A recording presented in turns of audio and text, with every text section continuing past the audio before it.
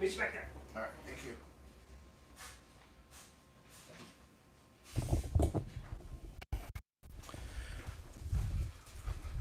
Okay guys, go to ladydeathstore.com. The onesies are going to be up right now. I'm going to show you onesies really fast, and then we're doing cosplay, okay?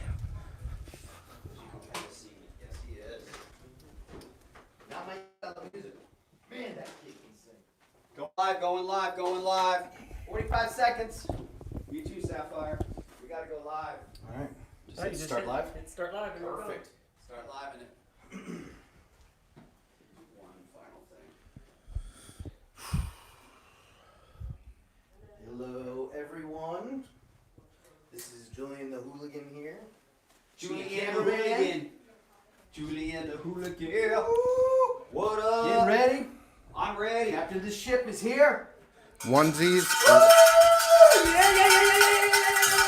Onesies are live. ladydeathstore.com. Here we go. Good afternoon, everybody, and welcome to Coffin Comic Con Online, Day 2, Friday, 2 p.m., a segment we like to call Onesies, where we actually show you guys and gals out there warehouse finds that we had originally intended to send to the Emerald City Comic Con. We'll do a couple things during this segment. Also like to let you know that on our sister channel, Coffin Comics TV on YouTube, we're actually running a panel called Becoming Lady Death, Part 1 of 3. And on Sapphire Economics and Comics. Nova. I'm going there right We'll actually now. get to see Sapphire Nova for fun. Let's just cross streams for a minute and show you that this is just beginning to happen. And the premise here is Sapphire Is Onesies is actually going to become Lady Death. So Not just yet. Or at least Message Onesies live. Will you do that for me? it's just jump over to our sister channel on YouTube, and you're going to get to know. She's actually going to make up and become Lady Death, and then we're going to reveal her a little later as Lady Death in about 2.5 hours. Excited. And people joining us. Come on. Oh, we got Billy from Economics and Comics YouTube channel. Sick. Coming in. We've got Billy's arm. Billy's arm. His Where the arm. hell am I? Half his Right there, face. right there. For those of you at home, there's also a screen like over to the side of the camera that we can see ourselves, and it's kind of distracting. Subscribe if you I'm like hi. everything comics. Anything comics. And my guests are here. We are going to join the fun. We are good. We got Demon Structus Phil says Sworn. Sworn. Hey there, Miss Sapphire. Hey. Cool. I'm Sounds good. glad you guys are joining us. So part of the biggest, most time-consuming part of becoming Lady Death is painting. So we're gonna jump right into it here. One of the most common questions I get is, what do I use to paint? So I use this little thing here. I'm gonna zoom it in here. So it's called Paradise Paint. It's by Mayron. It's a water-based paint. So it's what I'm gonna be using today. So I'm gonna show you guys all my techniques. You guys are gonna get to see exactly what I do. And this is Sapphire Nova. That's me. I need a sponge though. There we go. Alrighty, so things that I need. That is not my sponge. I need my paint. I've got a makeup brush. Usually I like a brush like this because it's short. It's got a wide bristle, but I don't like it when it's too long. It gets too streaky. And obviously I don't want it to be too small because then it doesn't cover as much. So that's kind of my first base paint, is this brush. And then second, got a little makeup wedge here.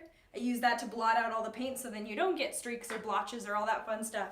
So we're gonna start by stripping. Woohoo! Oh my god. Yeah, that's how it's gotta be, because Lady Death does not wear a lot of clothes. So I have my little trusty Coffin Comics cup here. So, have to wet my brush a little because it is a water-based paint. That's what makes it active. So just a little bit of water on the brush, swirl it around, and just paint it on. Nice and simple as that. Now I am starting at the top of my legs because Lady Death usually wears some kind of a taller boot. In this case, my boot arrives just above the knee, but I always want to make sure that I get everywhere that I think is even going to be possibly seen, because a lot of times costumes shift. So I don't want to, have a beautifully painted skin and then have my costume shift and you get a nice patch of regular skin.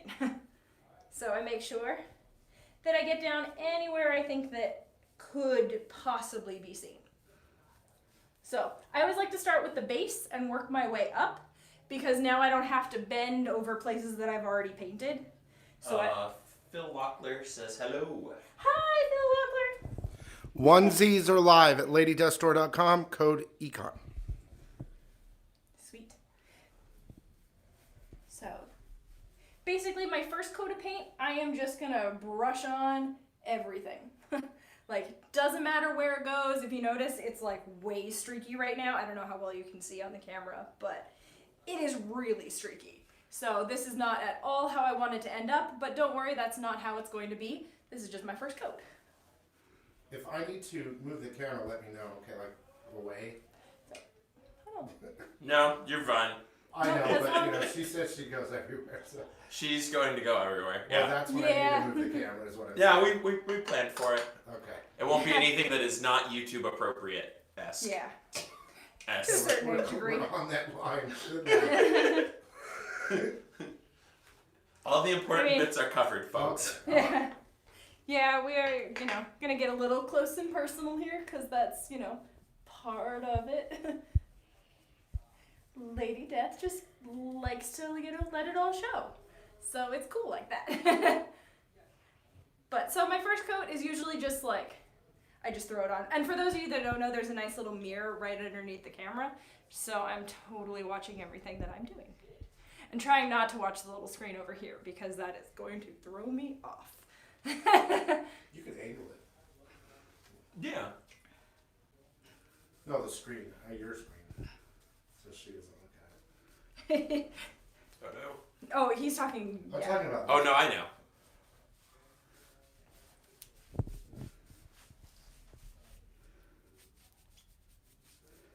Gotta get in everywhere. This is definitely an interesting stream. I know, right? You know what? I can't tell you the number of people that ask me exactly what I do. This is what I do. And when I tell you everybody that I'm kind of doing gymnastics to, get it all, I wasn't lying. Now understand, I'm here with Sapphire's husband. Hello. So he will kill me. I don't know if he'll kill the Batman though, and we might see the Batman. Woohoo! This is The cosplay, man. Batman! I want to see the Batman. He's Jamaican. I love it. Alrighty, and there are my 2 legs half done. Now usually for con I'll usually do 3 coats because it needs to last all day. For today I'm probably only going to do 2. But as I go back over, now this is where the important hard stuff comes in, because like I said, the first time, and I don't know how well you can see this at home, my paint looks incredibly streaky. And that is obviously not what I want it to be. Yeah, it all depends on where the light's hitting. The light up top here Yeah. in here is super bright, because normally they have a bunch of the amazing Coffin comics in here. Yeah, but So- now I take that little makeup wedge and I start the blotting process. So just that little. Is that just enough for one, or do you use more than one of these? My palette? Yeah. I've already done 3 full Lady Death paints out of that. So I will easily get this one done out of that, and probably 1 more. So 1 palette lasts me a long time. And honestly, you get them on Amazon, they're Prime, so, I can have it in 2 days. And they're usually $15 to $20 per palette, depending on color. Someone asked if you powder when you're done. So I do not usually. You can use setting powder or setting spray. If you sweat a lot, I highly recommend it. I do not. I really don't tend to sweat. Actually, if you can see right now, there's a little glisten It's hot on in my here. nose. It's hot in here. It is hot. I almost want to And just crack that door, but That's the most I ever sweat. So, I don't usually use a powder, but you can.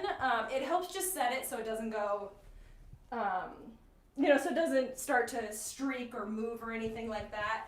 Also, a setting spray works really good too. I really like Ben Nye's Final Seal.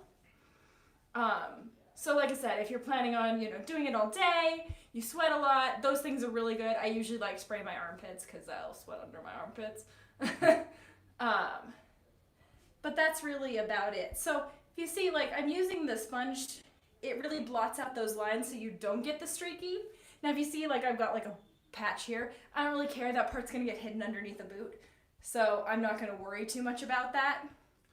I'm going to focus on the parts that get seen.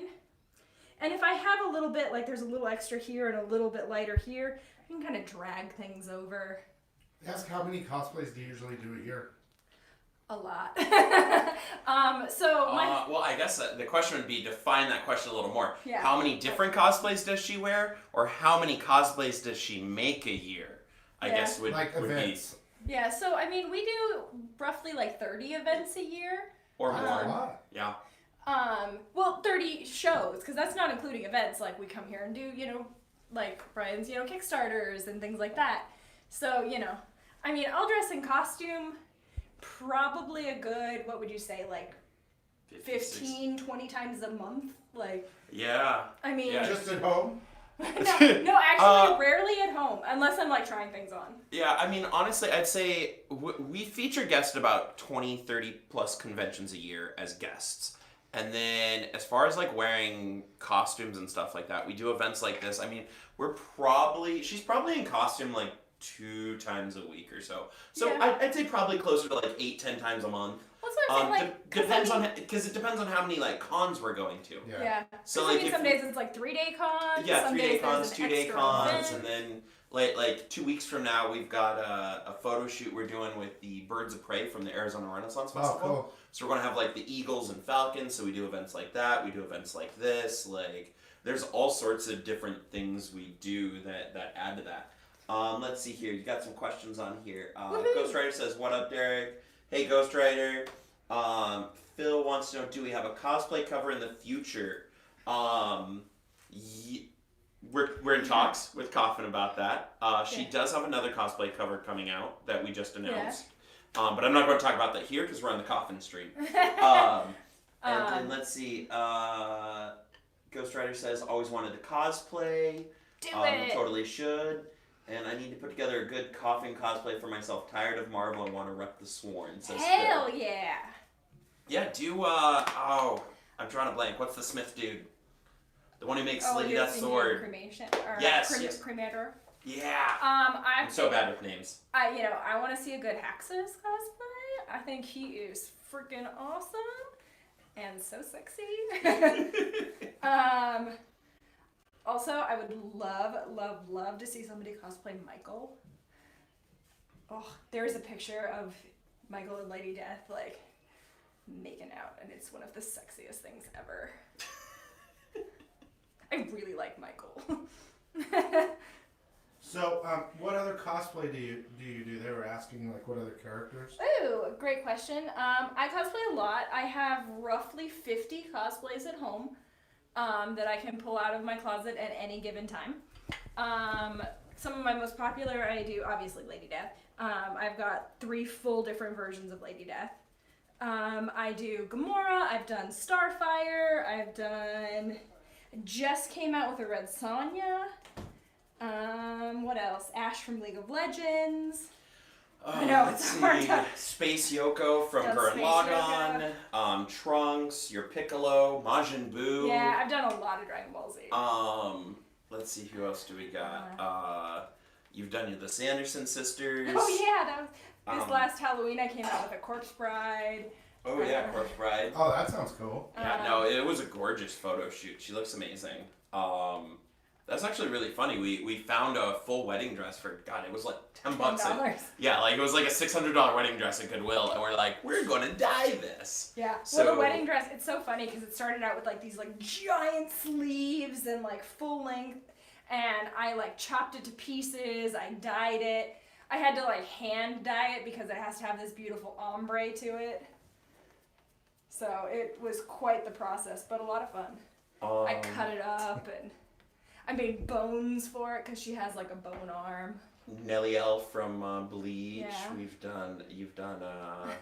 So many. Black Widow. We have literally Black Widow. an 8-foot like closet that I have to like every time we move to a new place or whatever, I literally have to go to Home Depot and buy a 1-inch steel rod and build a whole new closet rack in our closets because our stuff is too heavy. And so we literally have a 8-foot long closet full of stuff. We have an entire photography room that's just full of the costumes. Yeah, full butt shot. We've got, oh God, what else have you done? There's so many. Yeah. It just gets. I mean, there's like simple ones too. Like I just finished a Lara Croft. Like I haven't even shot that one yet. Oh, that'd be cool. You know what's cool? I was talking to her about possibly us doing an event in January because I'm doing this event where I want a cosplayer to come and be there for the final end of the year thing. So, what would you guys like Sapphire Nova, if this works, to be in January for that's Comic good. Artist Battle Finals? Well, they answered that question. Phil says message me the name and pics, and I'll work on piecing things together. And it's not just the costume that is great, but the way you become the character. Definite respect. And Ghostwriter says Tomb Raider is the shit. I kid you not. Well, you guys will get to see a little bit later on, like my process into getting into the character too. So, because as you can see, Lady Death is very, very far from my real personality. Even though she is the coolest thing ever, I am anything but cool. No, I you am were fun. good. I am quirky, but I am not cool. Kickstarter was good. I remember we turned the camera to her and she's like, "What's going on, fiends?" or something like that. I'm like, oh man, she's invested. Yeah, and ta-da, my legs are done. It's actually really funny with the question with all the costumes we have. Yeah, if you can see too, like I get like a little bit on my clothes as I go. It's okay. This stuff is all very, very washable, so it'll come off. So yay! Now for the next part. Told you I'm stripping. Pretty much. I gotta ask, when you guys press the button, did you have to enter over 18? Because I think I changed it for this. I have no idea, to be Hashtag honest. not kid friendly. Yeah. Make sure I'm covered there. Yeah, part of my job is to make sure her boobs stay in the bra Yeah. at most events. Great job. I try. Hey, I you try. know I put a what? lot of effort into that. It's the one thing. It's a hard job, but somebody's got to do it. It's the one thing he gets to do. You know. We did a photo shoot up in Flagstaff, and that we're actually going to have pictures coming out here shortly. That she looks amazing as Red Sonja, but one of our models was Emma Frost, and the way that Emma Frost top works is like the only way to adjust it is you literally just have to grab the boob, grab the top, and shove one down and pull the other up. Yeah, so that's true. that's all I was doing all weekend. And I gave him permission to. So yeah, there's a lot of work that goes into the cosplays. Like this is one of the things we tell a lot of people about, because like they don't realize, like one of the things we see a lot in cosplay is people being down on themselves if they don't look as good as the professional cosplayers or so on and so forth. And one of the things I tell everybody is like, we make it look easy because this is all we do. I can see that happening. You know, I do this a lot. so like, you know, when someone's starting out doing this body painting, they're not going to get it done as quick as Sapphire is. It's not going to be as smooth and as simple. But she's also, you know, like she said, she probably paints up like this 2, 3, 4 times a month. Yeah. You know, and all of that just, you know, adds on to it, you know. I have done this easily over 100 times. Yeah, I mean, this part here, I mean, it's got to be really difficult. Thus the full-length mirror. Yeah, oh no, it dripped. That's okay. Let's see. Phil says we will cover our eyes if needed, no peeking. And Ghost Rider says a gentleman never peeks at a lady. Liars. We'll just trust do one you of guys. these, you know, the little through the hand. I know, right? No peeking. I'm not looking. Yeah, so generally my back gets covered by the cape. So I don't usually put a lot of effort into doing my back, but I do make sure it's done because, like I said, everything can shift, so I don't ever want there to be a patch that looks, you know, completely undone. So I don't usually put like a bunch of like coats on the back. I don't spend a lot of time with the smoothing. I do a little bit, but I know overall it's really not going to be seen. Yeah, it's hard to see all this. Like, I know you guys can't see it on the camera just because the way the lighting is in here. but she's actually a lot more streaky than the camera is making this look right now. We can see it on mine. You can see it well, but Yeah, we're using the little webcammy guy, so is that the Brio or the 922? Because if it's the I don't know. You're just saying words, bro. Get down there. Sorry. Oh yeah, there might be a zoom option. Maybe I don't think so. I don't know. It's really just this bright Yeah, light it's in a the bit- middle is just blotting her out. Yeah, I already look white before we even started. Exactly. You're super shiny right now, Okay. Saf. So that's about all the effort I put into my back. Just that it's done. Let's see. Ghost Rider says Sapphire rocks the cape look. She does. Woo! I love capes. Capes are so cool. Capes need to come back in fashion. I know. Well, like, you just never feel more epic than you walk around and, like, a cape billows behind you. Like, it really is just the most fun ever. It is. Well, it's like she just found this really cool flowy, like, dressy thing Oh, it is really at the store, and she picked it up, and, like, it's like a little mini half cape sort of thing, Yeah. and she really loves it. I do, because, again, it just makes you feel so epic. Like, same thing, I made a Storm cape, like, eons ago, like X-Men Storm. And when I first made it, like, you know, I just made it to look right. Like, I wasn't thinking any kind of functionality or anything like that. And when I walked, it, like, billows behind me, and I was like, wow, I feel so epic and beautiful. Capes really just do that. So this is one of the fun things. I got my belly button pierced, like, what, 8 months ago now? And I will say it has changed the way I body paint because it, like, affects the way I paint around it, which is very interesting. So I had to learn how to, like, maneuver around it. And one of these days when it's fully healed, I really want, like, a coffin or a skull or something really cool to wear for Lady Death. But for right now, it's still my Sapphire one. Let's see. Phil says, seriously, I like how you pay attention to all the detail when cosplaying, bringing the character truly to life. Brianna hopped on and said, capes are literally the best. 100% agree. And she goes, oh my god, that storm cape is the greatest cape I've ever worn. Yeah.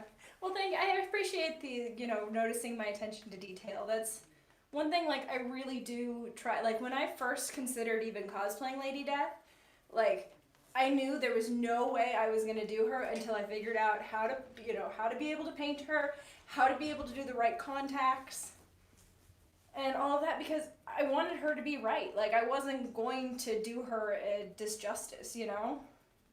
Injustice? I don't know what the proper word is there. I think it's injustice. Injustice, yeah. Or an injustice. And injustice, Do- yeah, I don't know. Do her an injustice. Yeah. There we Yeah. go. I knew I said it wrong. But no, I mean, it's true. It's one of the things we bring up a lot of times with people is, like, really think about the character you're cosplaying, how they would act, how they would respond to things. Because one of the things we see a lot, and we get it a lot when we're making costumes for people, is when someone comes to us and they go, I want to look like this character. I'm like, that's really cool, and that works in a video game, but when you wear that in real life, stuff doesn't function that way. You know, like, straps don't work like that. Things don't work, you know, I need to, like, parts don't this connect there. and stuff like that. And that's one of the things we... Don't take down the camera. Like that? Uh, Can I do it like that? hold on. I'm messing Technical everything up. difficulties. She's messing everything up. Sorry, well, otherwise I was gonna have to, like, squat down to do this next part. I'm just gonna have to hold it. Okay. Oh, you know what? So right around now is Maybe when... the leg. You could balance it on the tripod leg. I tried that, but the problem is it doesn't... That So way. guys, this is Yeah, one of the see, very it few tips me. times... Okay, I see. Actually, that might work, If you actually. put it against the table too. Yeah, that works. You get to see me. Here's Yep, my so real much. hair. Absolutely not one stitch of makeup on. You get to see my real eyes. It's crazy. Most people don't ever get to see this of me, so... But now the hair is I was going wondering how away. you guys did that. That is how easy a wood cap can go on. Do it again. Start over. So, wig caps are really simple, and Yeah. people put them on wrong So, all yeah. the time. You want these lovely ones that have the hole in both sides because they're the nicest, easiest thing ever. Or cut the end off the ones that are Yeah. the full cap ones. You really can. So I just throw it around my neck, pull out all the hair. So now it's just strictly around my neck. There's always a solid line on it, and then there's a side that's like more open, or the side that you cut. You want the solid line to sit along your hairline, and then I just pull all the hair in. And now I have really thin hair, so that works really, really easy, but even with thick hair, it works just fine, because now you can smoosh the hair all around, and ta-da, it sits flat. And now my hair is gone. Ta-da! I see a puppy got your neck. Oh, I don't know. Oh, did he? He was snuggling with me this morning. My Aries was a snuggler this morning. Ghost Rider says nothing to see here, just some tech issues. Move along. Exactly. Trying to help. Yeah, I'm just giving up. How's that? Sorry, I messed the whole thing up. Here. It's all my there we fault. go. There we go. That's Yeah, working. just fix the That's camera. working. I can stand. Actually, will you do me a favor just for What's up? 1 second? You need me to. What do you need me to hold, Well, or grab, or touch? but just keep it on her, and then yeah. Woohoo! Cosplay It's man! Batman! The Batman is here. You're from straight from Jamaica, man. Chilling with Lady Death. Woo! Not too exciting. They don't care. I get it, man. Trust me, I get it. Oh, how about Harley? I you have know done a Harley. Suicide Squad Harley. I think that's I really. think Harley would be, if you could do it, that would be probably really. Yeah, there's one actually. Do you want to talk about the one that we? Oh yeah. Well, so we've never really done Harley Quinn because we try to do characters that not 9 billion other people are doing. Yeah. Because like we always get, why don't you guys have Deadpool? Well, because there's a billion Deadpools at Yeah. every convention. Or there's You like know. a few that like we've done a couple like that, but Yeah. like usually there's something like Laura Croft. A billion people have Right. done her, but her costume was so stupidly easy to throw together that it was like it took me like 30 minutes. So I was like, you know what? Why not? It'll be a fun photo shoot. I'm gonna have fun rolling around the desert. It'll be great. Yeah, I mean, essentially what we do is like we want all the costumes we make. We're a custom costume company, so we sell them. Yeah. So we don't do anything. That's what we actually do. People often forget it, but that's what we actually do. Is we're a What's the custom name costume of your company? Superheroes Unlimited. Okay. So we actually make anything someone sends us a picture of: armor, weapons, props, 3D prints, molds, fabrics, everything. And so that often comes up. And so all of the costumes she wears to cons and everything like that, we have available for sale and listed. And so we try not to do stuff that like you can go to China for $30 and get the same thing. Sure. Because it's just, not worth selling. And we do have a Harley Quinn we want to do.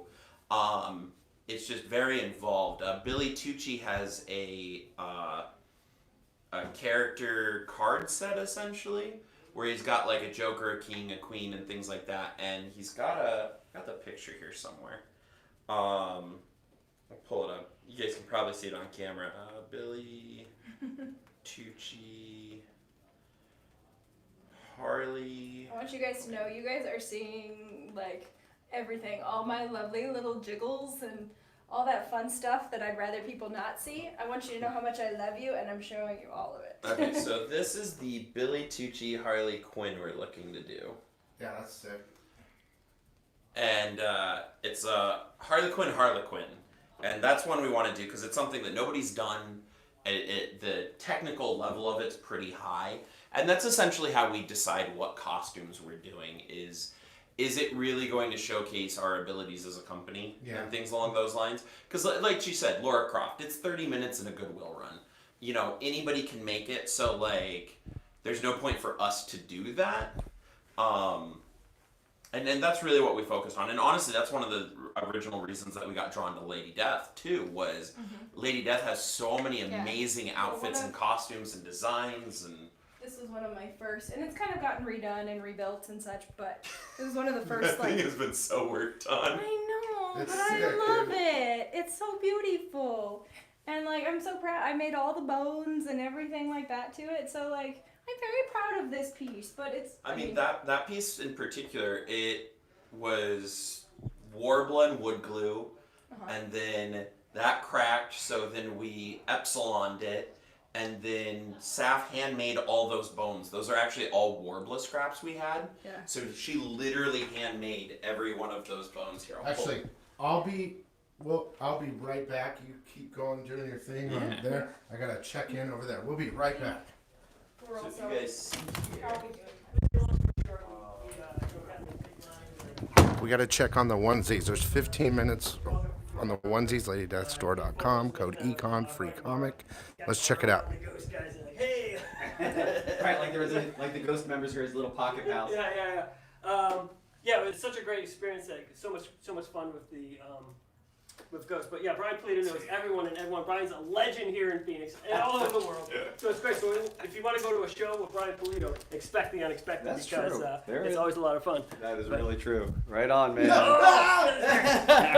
Quick check-in. Onesies. True. 15 minutes or 2:03 or 2:45. To 2:45. 2:45, once he's still there. 15 Mendoza minutes, guys. fans. Lady Death Store.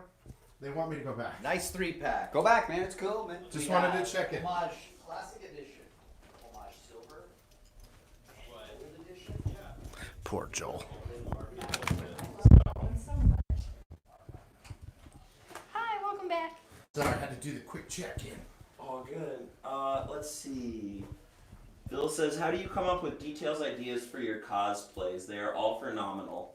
Oh, thanks. Honestly, a lot of it's just like how, I don't know, like sometimes it's like I'm scrolling through Instagram and I see a new artist has posted a picture. Sometimes they're like little ideas that spring to me. Like I made an I Dream of Starfire. And I forgot about that one. yeah, and so like it was, an original design that I came up with. I, combined the two characters. And it was literally just, I was watching I Dream of Jeannie one day and I was like, it was about time that I was like, I don't really want to, keep wearing my Starfire costume because I had worn her to so many conventions at that point. And I was just like, you know what? I think those two would work great together. And Well, I and then we started were like going to coming go up with the meet ideas. Jeannie, too. She was Yeah, at a convention I we were did. guesting at. And so we met, what is it, Barbara? Barbara Eden, is it? I feel like I I'm think so, something like that. making that up. So, yeah, Just gotta get we rid did of that. Looking for a stand.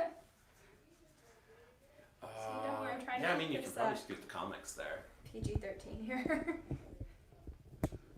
We can go R. No, 18 plus now. yeah, that's what they said. 18 is you have to be 18 to watch this video. that I'm doing. Really? Well, then I might still be getting carded. I got carded to go see rated R movies up until I was 25. Legitimately, they would not let me. One time I almost didn't get in because I had forgotten my ID at home. Yeah, we had a few movies we almost got turned away from, and I was like, we're old enough, people. I was like, the reason I don't have my ID is because I was out at a bar last night. So true. So I never really paint my full ears because ears kind of freak me out and I don't want the paint in my ears. But I will paint just the bottoms of them. Again, most times it's covered by a wig, but you never know, that could be the little shift and I don't want people to see any part of me that looks not white. Just like I'm gonna paint the back of my neck. I'm not gonna paint up here because that's all gonna be covered by the cape. All the time.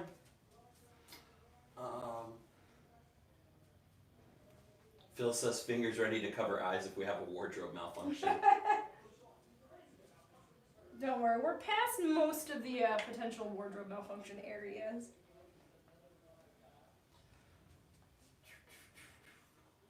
So then what are we doing during the next showing? I have to do all my makeup.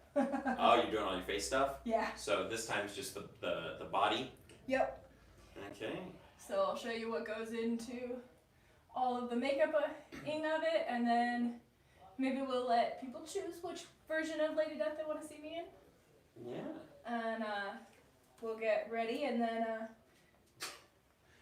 Comics and More NJ say afternoon all, and Ghost Rider says only you can prevent wardrobe malfunctions. hey, you know what? I do my best, and short of photo shoots, I don't think I've ever really had a wardrobe malfunction. So I'm gonna knock on wood right now, though, because now that I put She that says out, and everything falls off. I know, I'm like, now that I put that out into the universe, I'm probably screwed. No, I don't think we've. Yeah.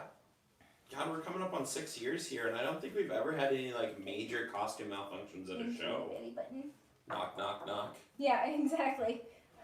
Do you have like, I know it's a silly question, but do you have like cosplay enemies on the set? On the what do you call it? The circuit? The Yeah. circuit. There's some people that I would rather not associate with, but you know what? I believe in putting positivity out into the universe, so I'm not going to talk about Yeah, that them was because dumb. That I was don't dumb. want I mean, I will say. I've seen not, it though. Yeah, one of the things that constantly comes up in cosplay is cosplay toxicity, and the reality is like any business or any realm of life you're in really has just people who are negative and toxic. Believe me, I know. You know, so it doesn't matter whether you're in Hollywood, whether you're in cosplay, whether you're working an office job, a 9 to 5, whatever. It doesn't matter. There's always just bad people Yeah. out there. And the only thing I would say with cosplay is like there are negative things that people do to gain benefits in the community, which are terrible. But the reality is like, Dude, believe me, I know. you know, manufactured dramas, things like that. God, but, you're yeah. with me here. And we've seen it, we've dealt with it, we've had to put up with it. But honestly, at this point, like, thankfully, probably I'd say the last like 3 years, we haven't really had to deal there with it. haven't We been got as much. we got big enough that like just nobody starts the Sure. stupid drama. Like it's high school drama is really what it is. Yeah. It's always high school drama in the community. and I'm like- sure there's people that want to and all that. Doing but again, YouTube and stuff. Yeah. Believe me, I'm dealing with Mhm. it. People don't think it is, but I just it try. is. Uh-oh, FaceTime. Yep. So they asked, did you ever do a She-Hulk before? You know what? I have not, and it's one that I know a couple people have asked me to do. So it is one I will probably do in the future. Because again, it's kind of one of the ones like Lara Croft, where like it's fairly simple to throw together. So I probably will do it for a photo shoot. I doubt I will ever wear her to like a convention or anything like that, just because technically it's not as complex. But I definitely do want to do her in the future. Have you done a little Muerta, or is that too detailed? That's Well, a whole layer of issues. Yeah, I will say, so I'm actually in the process of making a Hell Witch as we speak. Oh, that'd be dope. So that I am very excited about, and you guys can all bother Derek into making my wing frame. Oh, I'm working on it. It's all his fault. He's the holdup. I'm working on it, 'Cause people. I'm sorry. It's mostly done.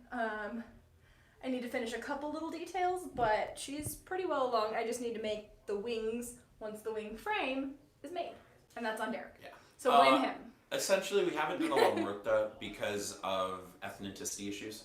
Yeah. People don't like She's Sapp's a white not girl. Latina? She's not Well, Latina, exactly. so it becomes And blackface. especially- It's a whole. Well, especially she, you know, has the very sugar skull look, and But that's how you can all do that on it's makeup. very well exactly. But the But point is, difficult. it's It's not that it's too it's difficult cultural just to do. appropriation is the problem. You're worried it's- about social.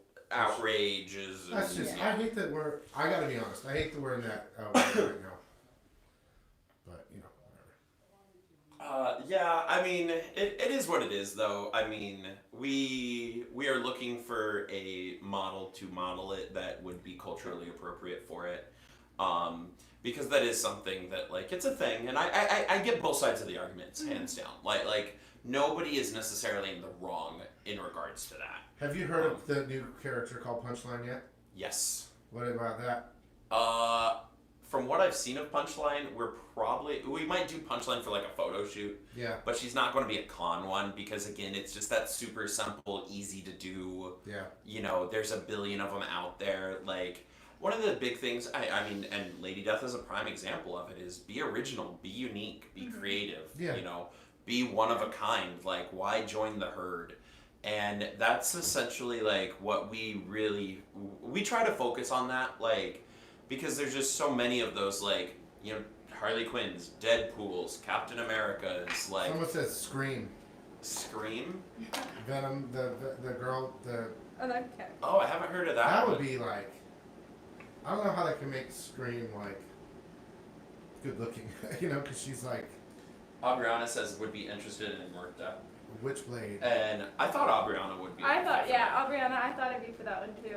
I have so wanted to have Saph do a Witchblade. Like. I also kind of want to do a chaotica. Yeah. See, like, Have you See, done Brian Jessica just needs to Rabbit? stop coming out with cool characters. Yeah, right. that's the problem. Actually, I'm working on, as we speak, an original drawing by James Mulligan, who did a Jessica Rabbit as a Hollywood Towers hotel, like the Tower of Terror Yeah, kind of Jessica. So she's got a really cute little yeah, I Like- like that costume. like bellhop kind of dress. So I'm actually working on that one as we speak, and that one That might should be a be good done by option. next week. That might be a good option. So, all right, what do we time check? It is 2:40. Okay, sweet. So we got like 5 minutes, and then we're gonna take a little break. Let's see. And then when we come back, I'm gonna show you guys all about like doing a face. I'm probably gonna put on a cape because that's so much more than what I'm wearing right now. Oh, you're gonna go running around out there? Let's see. Ghost Rider says asking Brian not to be cool is like asking a fish to breathe air. And It is Aubriana true. says I'm super excited to see that Jessica Rabbit costume. Yay! Yeah, me too. Oh, Yeah, that one should be really neat. But I mean, in reality, that's about it for my body painting. So, you Alright, can let me see, get one last. yeah, the full scope here as we Yeah, step a little closer to Can you it guys so like we can. see? I'm trying to get Yeah. like a. There's like good, no like- good light, but I know, like your face looks like 1,000 times wider than like your It chest, really and then does. your legs look dim and like. but Alright, I well, promise I look pretty while even you do in your person. break, I'm gonna go finish up with these guys, and I'll Okay. be back. See ya. good. End of the onesies, guys. Can I ask Jimmy to come in? Sure, I just don't want to end this wrong and break Sure. something. For sure. Jimmy. Jimmy has everything tied together, and I don't want to mess something up. Jimmy. They need Jimmy for their internet thing.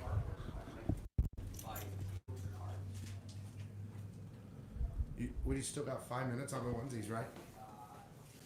Yeah, they're over there doing a quick commercial and they're coming back around. But yeah, here's what we got so far. And some of these things are our last copies. Yeah, dude, that's so. I love that. I love that. That's a great You've image. seen the old Pancho Villa thing. My I want this as a t-shirt. my grandpa or whatever, great grandpa or something ran with. He was one of the generals, and I don't know if he was against or for it or My whatever. nana's father was a Frenchman born in Mexico. His family migrated from France to Mexico. He rode with him. He's in one of the All pictures. right. So onesies are continuing. Oh boy, here we go. Elias Chatsuda, Vicious Knight. This is the nice solo edition. It just pops really nicely on that cover. The latex and the costuming and the backgrounds again. Oh my God! That's Yeah, fire. really nice. And then this is one of my favorite characters. They were filming in another room. Bombshell. Anybody who likes hot rods, rockabilly, psychobilly fans, this is a cover for you. This is a great piece. This is blew up last February. People were going crazy for this. And this is one of the things we offered in the direct market. It is selling out quickly. We only have a few left in stock, and then once they're gone, that's it. It's gone. Another Oh, really that's what I amazing got. one. That's fire. The secret You bought the edition. light like a- I got the regular, and he got the black and white. Wait, one more for Joel. Oh, I got one more oh, second. oh, Oh,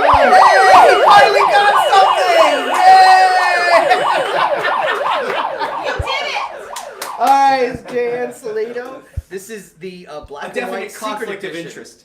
But beautiful. We had showed you the color edition. I'm just covering up the Yeah, not the all nice that. bits. Oh, yeah. Oh, it's Oh, beautiful. yeah. Do you want me to lick it for you? Don't snip it. Brandy will lick it for you. But this is a really beautiful piece. When Brian told me he was going to be doing a couple covers for us, I geeked out because I love his work. Yeah, I was so happy. Jay is very busy with clients that he's had regularly, so I'm just happy that he was able to fit one in. Really hoping this year that he'll be able to do a Hell Witch for us, because he could, it'd be. Yeah, he's I'm already hot. just thinking about it. And that's beyond what he usually does. I mean, he's incredible, but that he took the extra time. Yeah, so true. Yeah, whoever purchased that original art, man, they got a really cool piece. Yes, they did. And then here's something that's been really popular at shows. Here we are. And we're down to our last There we 2 go. minutes of the Real quick. onesie show. Whoa. These are original art covers. You can have any artist you want. put a nice piece of artwork on that. And I highly recommend established veteran Lady Death artists. Yeah, preferably with approval. That's Yes, right. please Well, do. yeah, I don't need individual approval. If like they're repeat Yeah. offenders, I'm fine. Go ahead. Oh, okay. And then we also have one for La Muerta. This is the Ascension Original Art Edition, and this is a comic book inside. I see Yeah. some amazing Joel Gomez. Yeah. Oh, Oh man. my god! When I found a couple to put on our eBay store and hopefully offer some in an upcoming episode on the CBSN channel. That's But there's cool. only 175 of this made. When and I look that's at it. these blanks, it reminds me that on March 27th, which is a Friday, we actually are hosting Joel Gomez in-house. And we're premiering Joel's own line of original art covers. So they're official Joel Gomez editions. Lady Death, La Muerta, and Hell Witch. So there'll be a defined edition, and it'll only be his art. And, people could be able to commission them starting March 27th. 20 seconds. And last but not least, Okay. the Hell Witch Hellborn Original Art Sketch Edition. Get something on here from one of our many artists. You've seen examples for the last 2 days. Get one of them to put on an original sketch. It's something unique just for you, for your own collection. Well, thank you so much for being part of Onesies, everybody. We're going to leave that segment open, that category open on the store. But for now, we're going to move on and we're going to add everyone who's placed an order between the last segment and now. And by the way, again, just to context, it's been bananas. It's been ridiculous. So BR, pop them in. Let's confirm. Billy, please confirm there's no extra ones on the floor. Seriously. Hey, that's mine. And then we're going to mix them up. And what we're going to do is let's show the people what you're eligible to get. So today what you're eligible to get is the beautiful Mike Diodato print. And we have a Lady Death #1 25th anniversary. Oh my, this is pretty cool. And a Lady Hell Witch Hellborn premium edition. It's all cool. Bag of goodies, including a beer cozy, balloon, sticker. We even gave a Lady Death Rules ruler out yesterday. So without further, and a cool bag. Without further ado, we're going to have Brandy Reese, Warehouse and Fulfillment Manager, pick the name and read it for you. Here we go, guys. Good Here luck. we go. Here we go. Pucker up. One fell out, but that's Okay. not the one I picked. All right. All right. Chris Mefford. Yes, from Chris Ohio. Chris Mefford! Sicko in the You house. won, dude! Chris Mefford. Sicko! Dang, those Strikes sickos in the again! house. Y'all are The crazy. sickness! Y'all are crazy. Now that's not all. We're actually going to do But the wait. same thing for the. Wait, there's more. Oh. We're actually going to do another raffle for our club. And Brandy Reese, what would the club member receive? So these are all the members of our club. Ah, there's one club member Yeah. on the ground. Get back on. So you're going to get a Captain Death print. Nice. Captain Death print, art by Stephen Butler. Fancy pack. You get a pack including guitar picks, stickers, bookmark, balloon. You get a Lady Death Scorched Earth #1 with a Jen Brumhill cover. Just came out recently. Oh, and the La That's Muerta. sick. Dude, that's fire. I'm using the young people's terms. Damn, that's dope. Oh, those That's things have an been old on people's forever. term. Yeah. Dope is old. Is that your generation? My generation Is it would be not really yours? simple. This would be cool. This is cool. Anyway, the premium foil. So I'm going to ask Brandy Reese to pick and read the club member who is going to get the prize. Ollie Nash. Hey! Ollie Nash. There's one. All right, guys, you've been great. This is Coffin Comics Online 2020. We just finished up the onesie session. Coffin Comics is going to take a 15-minute break, and then we're going to be back online with you, and we're going to be doing the premiere editions. So be sure to be back. There'll be some other surprises, maybe even an announcement. The day is yet to be done. Over on our sister You guys, channel, onesies are Coffin still open. Comics TV, Onesies we have Sapphire Nova becoming still Lady open Death. Later today, at at 4 o'clock, LadyDeathStore.com. Brian Polito and Mike Use Polito this. will be doing a panel right here on Brian Polito Facebook on how to write comic books. So we have only just begun. We're going tonight till 7 o'clock. So gonna do this. be back in 15 minutes. You've been great. We've been Coffin Comics. See you in 15. So Chris Mefford You won, dude. Chris, you won. Chris Mefford. I know that's a sicko because I know. So that's 2 sickos. What do you got? About 5 minutes or? Yeah. You look like a vampire right now. Vampire. This is me like hanging out in between. This is you at the house, like just. Yeah, this is Where's how my I wander waffles? around my house.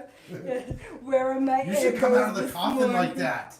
Do you know they have the coffin thing? Yeah. Sales like Oh! what we're selling on the store simultaneously is what we're selling at it. Yeah. Last year, that's one of our bigger shows. So comparatively, like yesterday to last year, we were 25% above the accumulated. Wow. The accumulation. Yeah. The store and the show. Yeah. That's right.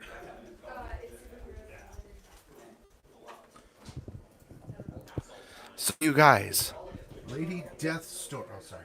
Sorry. Lady. Oh, that's a Kickstarter. Back to Kickstarter, guys. Lady Death Store. Oh, there it is. He said it's still open, right? Yeah. The onesies.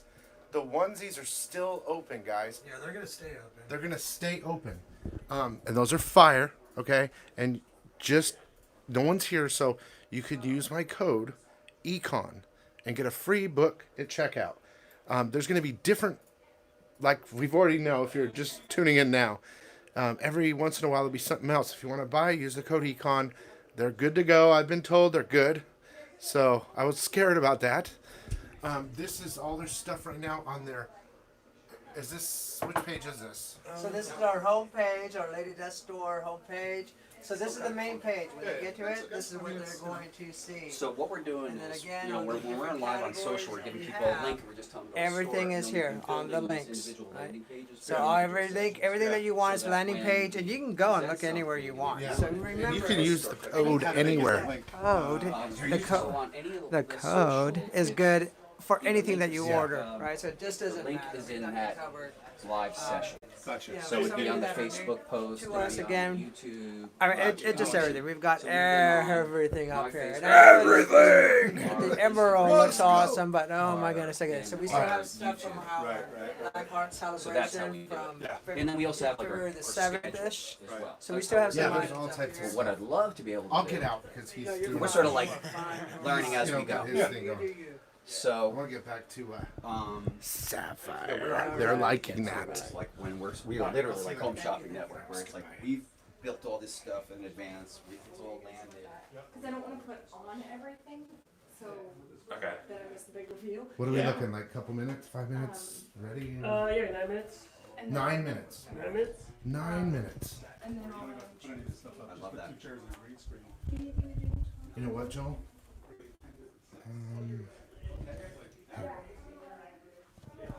I want to go outside for a minute. Do you want to walk around and film? Or are you buying? No, I'm done buying. I'm going to show them the thing for a couple minutes. Sapphire, I'm going to go outside for a sec. Sapphire doesn't start yet. Another 9 minutes. And of course you want to come in the rec, or do you want to be here for that? No, I'll go. Wait, if you can go in there now if you want. Or, Do you? I mean, we can just set this somewhere so I can go outside too. okay. Not just traffic. 2 viewers waiting. So you know, I'm currently live. I'm going to put it in the corner looking at my because doodad. I'm half Yes, naked. yes. That's And the then- reason I'm back. Should I do this next section from the cave, or should I do it just? I don't think it matters. Whatever. I've been naked already.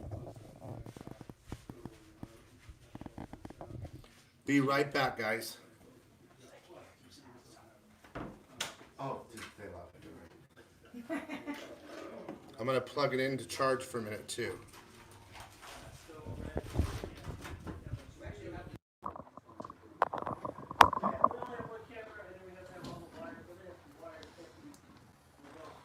Okay, I'm just gonna pretend I'm. Come take a look at yours though. Now that I've lost my.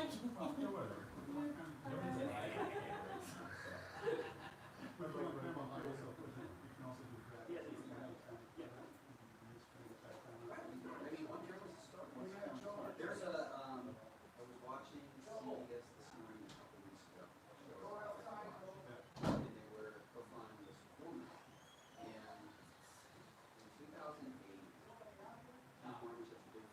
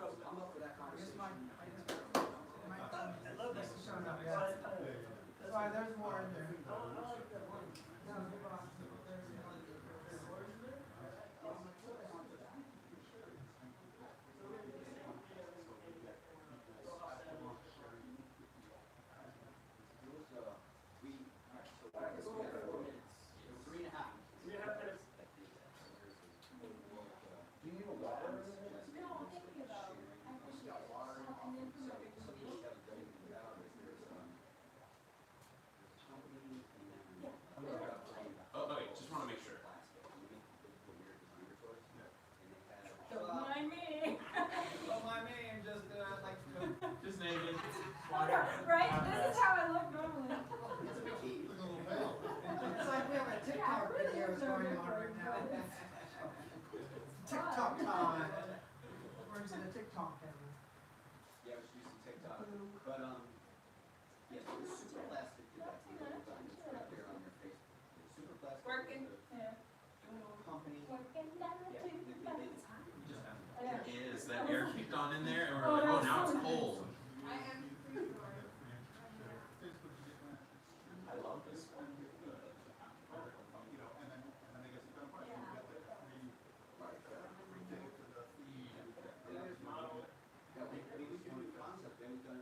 The cool thing is, yeah, we can just go behind the scenes. She had a cape on.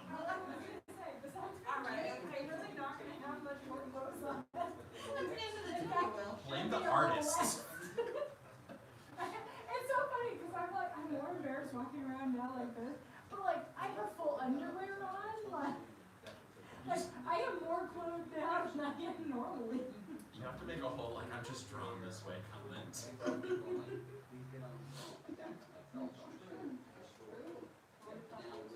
Well, like, Gary just makes another puppy this morning. He came and like laid and like tucked his chin and like we just left there like that for like almost an hour, which he normally doesn't like stay.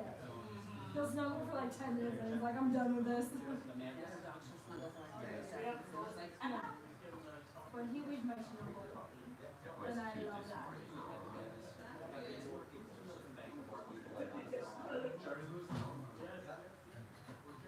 Oh shit, next segment. That's what it is. Stay on time. Oh shit. Stay on time, stay on I know, time. here we go. We're 1 minute, so. Does it auto start? I don't know if it auto starts. Does this auto start or do? I just don't want to touch. I don't want to touch something and muck it up for you because I've never dealt with it before. Yeah, So. playing around with it. I hit go live like an hour in advance. I'm like, oh, it's gone live. That's why I was like, okay. So public, part 2. Sapphire, I want to close that door. Sure. And then we'll just hang out here right at. Let's see. I don't think it's gonna automatically go live. I don't know what it says. It's scheduled. let's just see what happens with it. Yeah. If it does, I don't think. It'd be cool if it does. It's good to know. Yeah. Yeah. So that's it. All right. So now we know it's there. All right, here we go. Go live, and we'll make sure we actually go live.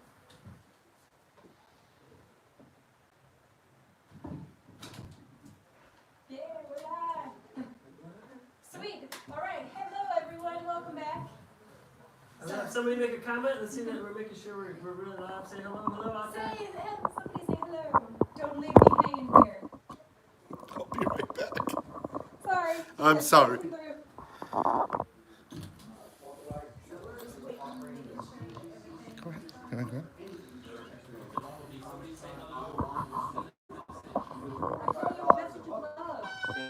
Hang on 1 second. Can you guys keep it down? Thank you. Sorry. Coffin Comics, $45 per book. Blue Label, which is no cigs, at $30. And then we do charge for shipping. So if you're in the continental United States, we do $15 for your first book and $2 for every other book. Now you may be asking yourself, how the heck do we do this? Well, tell you what, if you place an order and you come to your checkout, you will see a room for comments. And just let us know that you want to CGC a book, and we will get in, Psycho Sean will get back in touch with you. Another way to send us a message at inquiries@coffincomics.com and let us know, put your customer order in the subject line, and then let us know that you want a CGC. That will begin a dialogue with Psycho Sean, who you will sort out what you want with, the exact quantity of books and whether you want them signed or unsigned. So yeah, we're happy to do that. We did many thousands of books before today, so we are your humble and best authority for Coffin Comics related CGC books. So without further ado, what I'd like to do is move over to the premiere edition, and we're going to start out with the young man, Julian the Hooligan. Hey guys, welcome back. Thank you for sticking with us. Right now, I'd like to show you the newest editions of Lady Death. These are our newest production line. Premiere editions right now, guys. Premiere editions.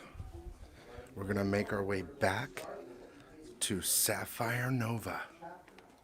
Boxes right there in the corner. To show you, this is where you begin in And in 1 hour is a panel with Brian Polito.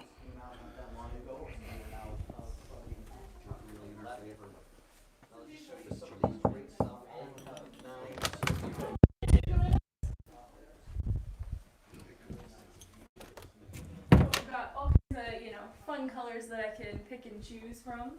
Some days I've done like blacks and a nice smoky eye.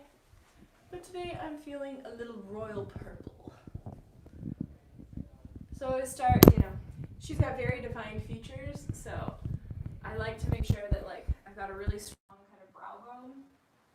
So that's usually my like darkest color. Then we do just a little bit lighter in here.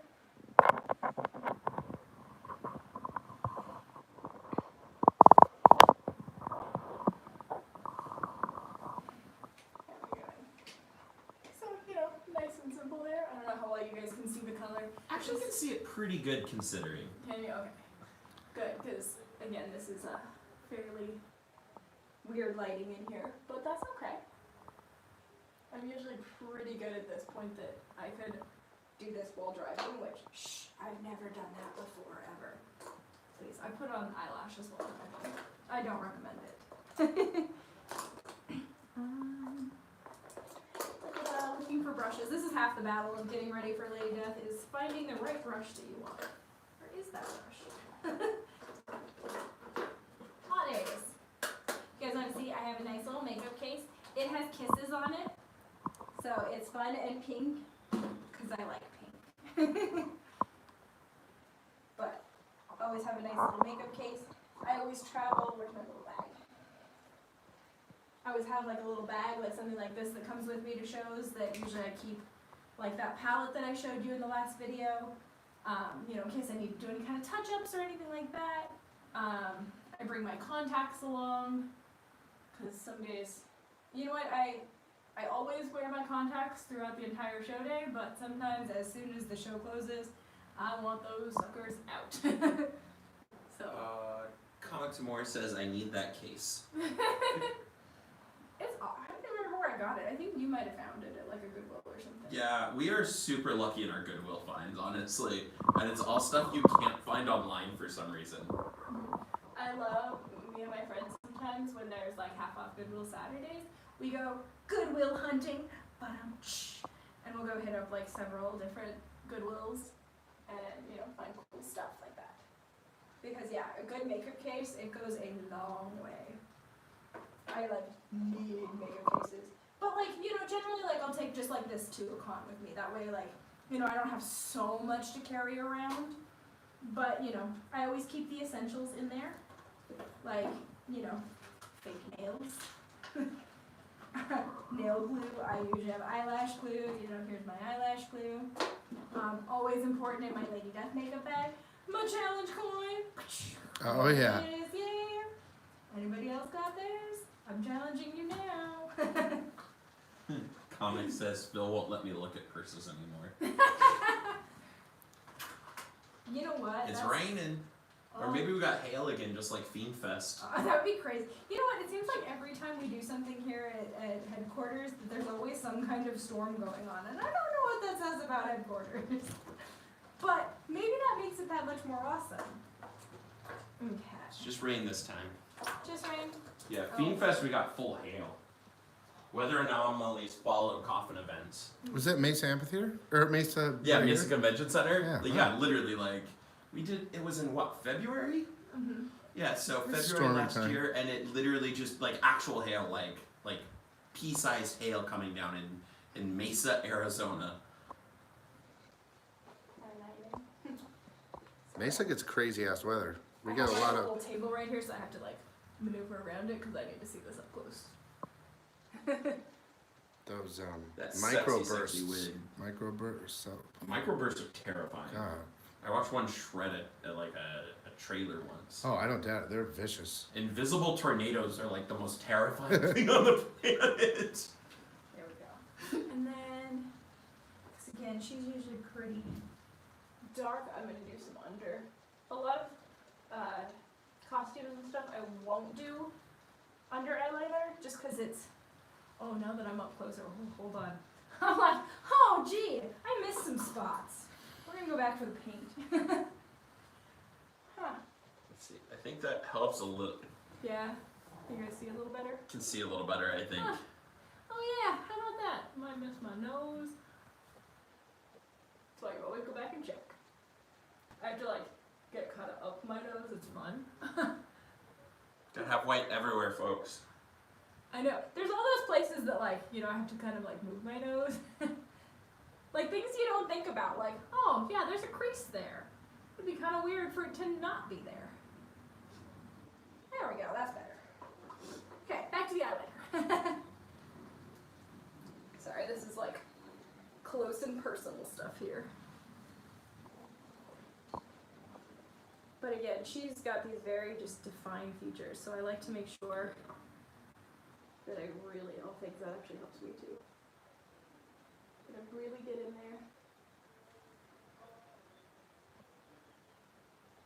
And then I love Lady Death because even though she is badass and cool, she is still very feminine. So I get to do fun things like I do little wings. Like I think it just makes my eyes look more defined.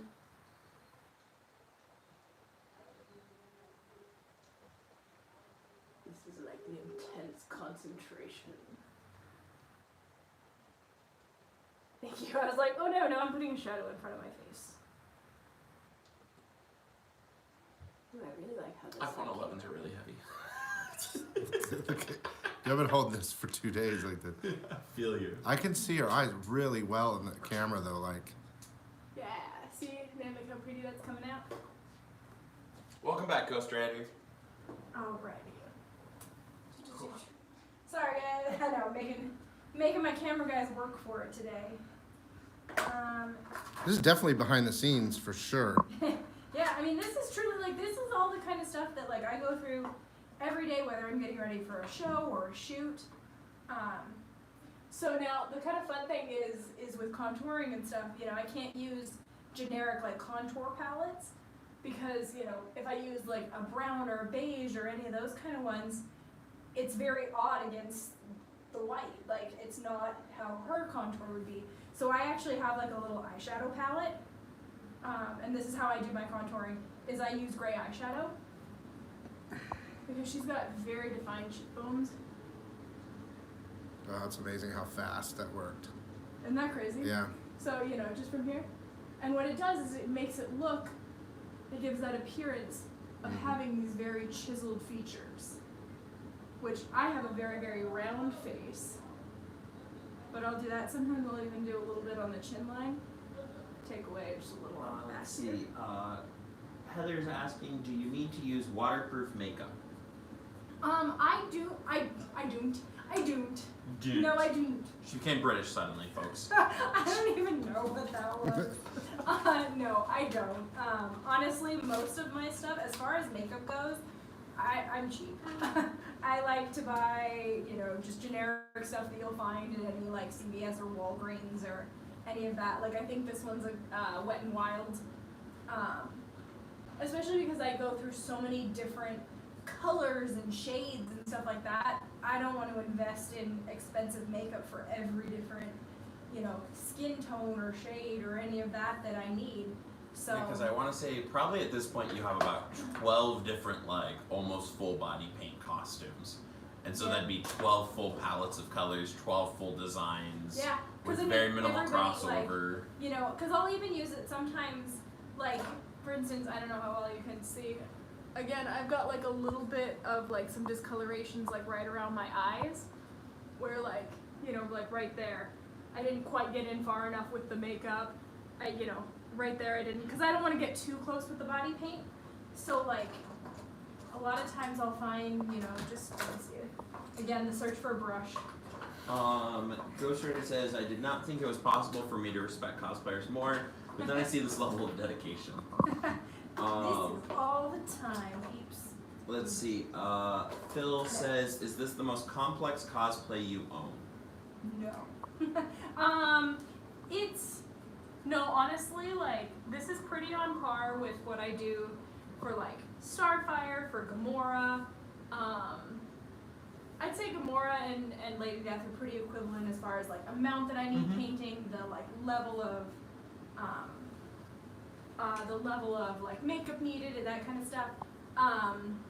Gamora also has like these gold circles around her eyes that like I have to completely fill in. So I mean, this is like pretty normal, to be honest. I have some, like I do Mystique from First Class. So although mostly she's covered, she gets, you know, a little bit of blue through here, and then all of the design on her face that I have to first go through, do a liquid latex, so you get kind of that 3D effect, and then go back over it with the paint.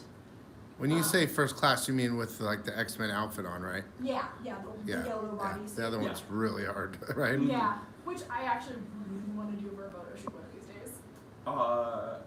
What would you think the most complicated one we've got is then? I mean, Mystique's probably the most complicated makeup. I also do like a lizard Gwen. So I did like a crossover, like what if Gwen Stacy was the lizard in like the Spider-Man universe. And so like she's got like scales on her face and like scales up her arm. I've got like a lizard claw. And so that's also pretty complicated makeup wise, but the costume itself is pretty simple. Lady Death was probably one of the most, especially like this breastplate, like some of her like leg armor, like again her shoulder pauldrons. I've got like you know, gauntlets and stuff. Like some of those pieces are some of the more complicated pieces I've made. But yeah, I mean, and you know, any girl will tell you a lot of this stuff that I'm doing now is kind of what we do on a daily basis. So guys, have appreciation for what your girl does to look good. Let's see. Synthetic Human P35 says, how long does it usually take you to get ready in full costume? Usually somewhere between like 2 to 2.5 hours for a Lady Death. Because after I get done with all of this, then there's still actually like the getting into costume process. So you want to say hi to everybody on our Instagram? Hi! For those of you just turning in on Superheroes Unlimited Instagram here, I am becoming Lady Death. So we've already made it through all of the face painting part, and now we are getting into the makeup part. So I am, you know, working on my nose right now. Yeah, and if anybody's got any questions on any of the feeds, feel free to ask them. That's what we're here for today. Let's see, so that makes sense. It's incredible watching you get ready. We have only done a bit of makeup when I made Phil into a demon for Halloween Fest. Oh, that's cool. Phil, what is the one character you have not done that you aspire to do? Ooh, good question. Well, like I said, there's a couple that like I am in the process on. Like I am making Hell Witch now, which is one that I've been really wanting to do for a while. One that once the wings are built for Hell Witch, I really want to do a Demona from Gargoyles. I'm trying to think. There's so many. My list is so long. Like it feels like every time I like knock a new costume out, like 5 more pop up because there's so many good costumes out there. CK Piercy asked, what do you use for the body paint? So I showed this in the first video, but for those just tuning in, it's Paradise by Mayron. So it's a little palette. It comes like this. You can see kind of the back there. There's my little plug for Paradise. Sponsor me, Paradise. No, I'm just kidding. Right? No, I am not sponsored by Mayron. So this is all out of the goodness of my heart that I love them. No, but it's a water-based paint. I just use a little brush like this, and then a makeup wedge sponge, something like this, to brush it all on. And I did all that in our first video, so you can always go back to the Coffin Comics Lady Death feed and find that first video. So you can see all of that process there. I did that all live for the camera. So it's always like going back and checking. I'm like, okay, I need some eyebrows. Because right now it doesn't look like I have any. So here's the other thing, that same little that eyeshadow palette that I used before. I'll use that same black for my eyebrows now. Man down, man down. Nap time. I don't blame. So just to give you guys, No, you no, know, no. a little more appreciation, generally I do this before a show, which means if the show starts at 10 o'clock for everyone else to come, that means I need to be there by about 9 o'clock, which means I usually start this around 6:30. So I am usually doing this which, by the way, 6:30 for me is way early. I do not like getting out of bed early, but I do it for all of you because I love you. That's when I go to bed. I know, Pretty right? much. Especially like at a con day, like it's a long day. I'm usually in like a hotel bathroom somewhere, trying not to wake up everybody else in the room. Yeah, everybody always forgets, like, since we're guests at a show, like, Sneak in. we go out afterwards with, like, the celebrity guests and things like gotta be that. So it's the exhausting. after parties where we gotta mingle, and so we don't really get to bed until, like, 2, 3 a.m. The Do girls... you after parties still in cosplay? Sometimes. Depends Depends where on we're the show. going, who we're hanging out with. Because what, like, you know, since I'm generally doing, like, consulting with the shows and stuff like that, I'm helping run everything. My face. Yeah. So, like, the girls generally dip out around, like, midnight, 1 a.m., and then I'm stuck up until, like, 4 a.m., and they get up at 6 a.m., and then I get up at, like, 8:45 to run out the door. Like, so con weekends are rough. Like, it's work. It's one of the things we tell a lot of, like people who are like, I want to be a pro cosplayer. And I'm like, okay, great. It's a job. This isn't a hobby. Like, you can have fun and you can love it. And, Yeah. and we do. But just like any real business, it is a real business. It's Yeah. not, Yeah. I'm feeling a little tired today. I'm not going to, you know, go frisbee golfing today. You know, it's not that casual level anymore. It's, well, I'm here to do work. I need to go do work, you know. Okay. So we're trucking right along on the makeup. Okay, Phil says, nice, definite dedication, and lots of coffee. Yeah, right? Lots of Am Red I- Bulls. Yeah. Well, see, I don't drink coffee, because I don't like the taste of it, because I'm picky. But yes, Red Bulls, I love Red Bulls. I try not to drink them on a normal basis, and talking while trying to do lipstick is very unusual. So again, the fun thing with makeup is you can change so much of your facial features. If you notice, you know, I did the chiseled cheekbones, I toned down my nose a little bit more, and with lips, I always, like, this is probably where about my usual, like, my normal lips are. So something about like that, which, not bad. However, I can lay it down. Zoomage. Joel, zoom. Okay. You can really get a good zoom. I'm gonna take these guys. Oh, I gotta say, when we saw you at the Kickstarter, you know, and I got some pictures, and, you know, now that I know kind of who you are a little bit, you were scary. I mean, I know I'm an adult, but sweet. like, there was a little bit of scary spookiness to you, so you got into character really good. Hell yeah. Let's see. Mike says I don't like the taste of coffee either. Plaid Hippo joined. Eddie just joined. Eddie said another side of Sapphire revealed. I know, right? Banana Cake's in here. Playful Gorilla. Wesley. Red Bullet Cosplay. Scuba Steve. Dusky Draws. It's Jack in the Box. Corellia War Machine. CMB. Billion Letter Numbers. Sorry if I butcher names. I do it habitually. Well, Okay. hello everybody. Let's see. Comics some more. Networking after hours and so important at any convention or event. Phil says, speaking of networking, will you all be at Sworn Fest? Highly, highly likely. Let's see. Banana Cake Cosplay says, what's lipstick you use? Oh, that's a great question. It is this lovely, it's called Superstay. It's by Maybelline. Maybe like, it's fair, maybe it's Maybelline. Yeah, I'm just like doing commercials all day. You are. Gosh, I should get paid for this. No, it's a 24-hour lip stain. I actually really, really like these.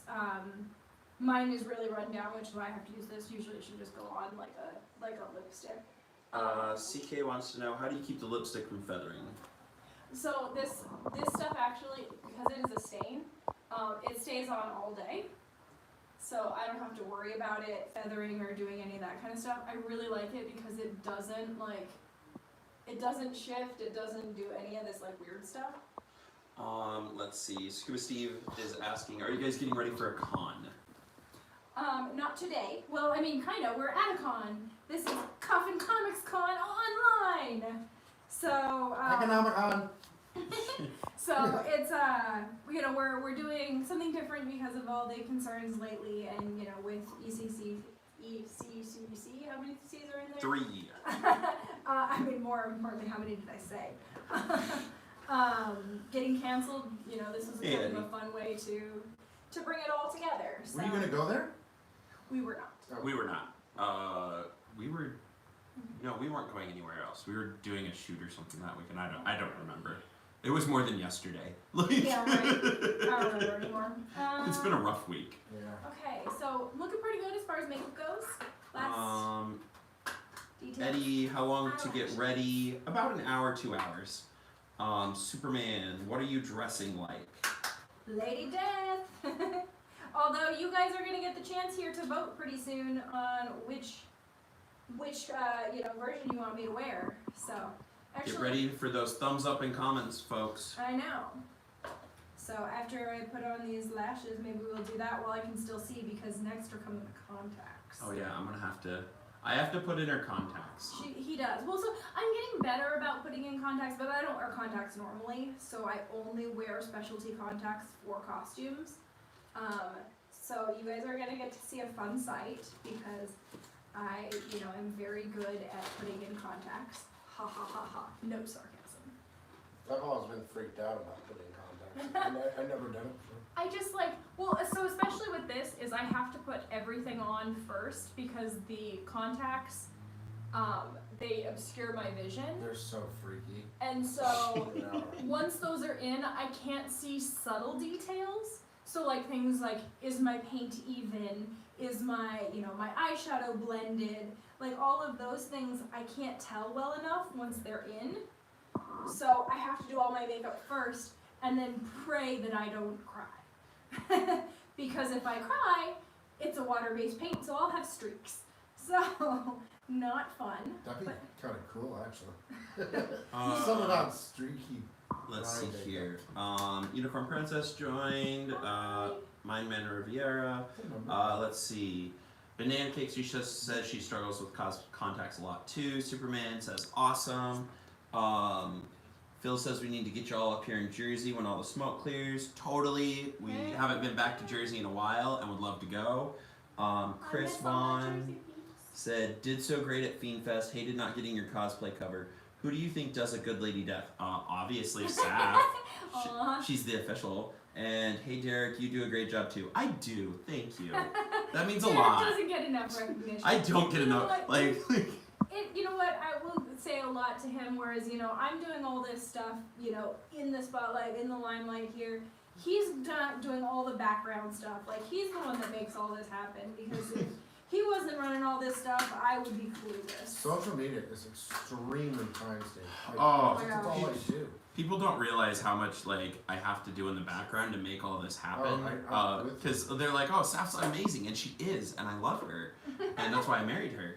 But people often forget all the just all the contacts, all the phone calls, all the emails. Just like CK Piercy here. Any plans on coming to Orlando? Yes, we would love to go. I've reached out to several cons out there. It's just waiting for cons to hear back. Honestly, the biggest thing I tell everybody all the time, if you want to see us somewhere, message a place there to message me. I always answer my emails immediately. You want to do a little, competition? Right yeah, okay, let's see. Let's pull up one thing. Yeah. So you guys have 3 choices of tops that I get to wear today. So, we have Metal Edition. Okay, that's my armored top. So we've got metal, we've got Classic Chaos, or we've got now Classic Coffin. So what do we think, guys? Which one do you think I should wear today? Mm-hmm. So while we give you guys a chance to do that, do you want to put in my contacts? Sure. Could I get you to? You do that. I'll do this. So this is one of my other, most commonly asked questions here. How does she get the contacts in? And the answer is she doesn't. I don't know. But I get the question a lot of, how well can I see in them? I can see okay, but it's basically like a thick fog has rolled in through the room. Yeah, you can show them. Actually, they're kind of cool. They have these little grids on them. So basically what happens is I can see through the grids, but your mind kind of fills in the It's like a pool filter thing. yeah, kind of. Your mind fills it in, so it's just basically like white. Like I'm not seeing like the grid pattern. You guys see okay? I don't think I can get the resolution on this camera, guys. I'm sorry, but What? I'm gonna freak out. I'm gonna freak out. Economics and Comics YouTube. If you really want to see up close. How crazy they look. Oh wait. It's going in and out of focus. Oh, there you go. Boom. So these are. Oh, that's so freaky. I'm gonna freak out. so I this know is it. what's going in, guys. Oh no. Okay. Oh It's God. a whole operation. Oh God. I know. Oh, that was good though. Well, that one didn't go on. Didn't go. Oh. No, it did. This is the other part that people don't see. I have to do. I literally have to just like rip her eye open and just kind of like stab it down in there. Oh my God. And then I try not to freak out. And then I get some makeup on my hands every time. And That's I'm like, another reason why your makeup looks good. It's another reason why he should probably do it. And like I said, try not to cry. Because it makes my eyes water. Oh my God. Here, can we see it with but one and one? Oh God, that's so crazy. Okay, so and then that's zoom it in. I'll come here nice You're and probably close. gonna have to go around. So Yeah, there's her eyes. No! But as you get close, you can see it's still the little grids. The further away you get, the less you see that. Okay. Now for the second one. And you guys better be voting on which. Yeah, which make top comments, you want. guys. Drop comments, and then we'll see what we're going with in the end here. Yay! Today was a good day. Sometimes it takes us like 20 minutes to I get know, these things in. sometimes it is, but I'm gonna start crying here. Lift your head back. There you go. I know, but then I'm looking at the light, which makes me want to cry more. So. Do you need a paper towel right now? That's so I think I'm freaky. okay. But ta-da! Now I've got eyes. So, or lack thereof. Okay, let's see. So we But got. yeah, that's part of the getting ready process. So we're getting pretty close to Lady Death time here. Are we starting to? Okay, so we've had one vote chaos, one vote metal. What do we got on the SHU page? I like the second one, whichever that one is. Metal. Everybody's voting metal on Metal? on the SHU one. Was that the first one? That was the first one. Sounds Yeah. good. Okay, I'm digging it. Cool, then, There's a couple three, but metal wins. Okay, I'm down for metal. We can add some more fun, like little shoulder shoulders. CK Piercy goes, don't look at the light, Carol Ann. Or actually, you know what? I'm not gonna these are some of my faves. The wrist gauntlets. Yeah, again, all made out of warbler. Are you still doing your more armor? I am not, because Gloves? Okay. I have gloves. Oh yeah. So, there's always fun. I have different forms of gloves too, which is also kind of cool. Because, I've got some classic, opera kind of gloves. But, something like this. These are some of my favorite Clover's ones. I love these ones. Because this one I would have to do my hands, but not the rest of my arm. Those are ninja gloves. But they are perfect for throwing up the horns. Oh yeah, that's And a good usually one. on things like this, I actually have red press-on nails that I'll do. So I've got these nice kind of fang-looking, nice claws. But I love those ones. So we're not actually putting on the full costume right now, right? We're just letting yeah, because let everybody know what's the next part. Yeah. So how are we doing on time? 3:31. 13 minutes. We still have some time. Awesome. But yeah, so that's why I'm letting you guys vote on this now. What's going to happen is once we wrap up here at 3:45, I'm going to go put on everything, finish all the final little details, and then we're going to do a grand unveiling. So it should be a good time, and then you guys will actually get to see, all of this hard work, what really that amounted to. And then we're going to do a little mini photo shoot here in Coffin Comics headquarters. So you'll get to see also kind of my mindset. How do I go into a photo shoot? So, you know, a whole different side of things. So it's really going to be pretty awesome. I do want to show you guys also, now that we've kind of, looks like we're heading towards the metal version, which is pretty cool. I also want to show you guys some things you don't think about. Wigs. So I have 3 different Lady Death wigs. I think I will probably go with my fave now. Yeah, big hair, you can't go wrong, right?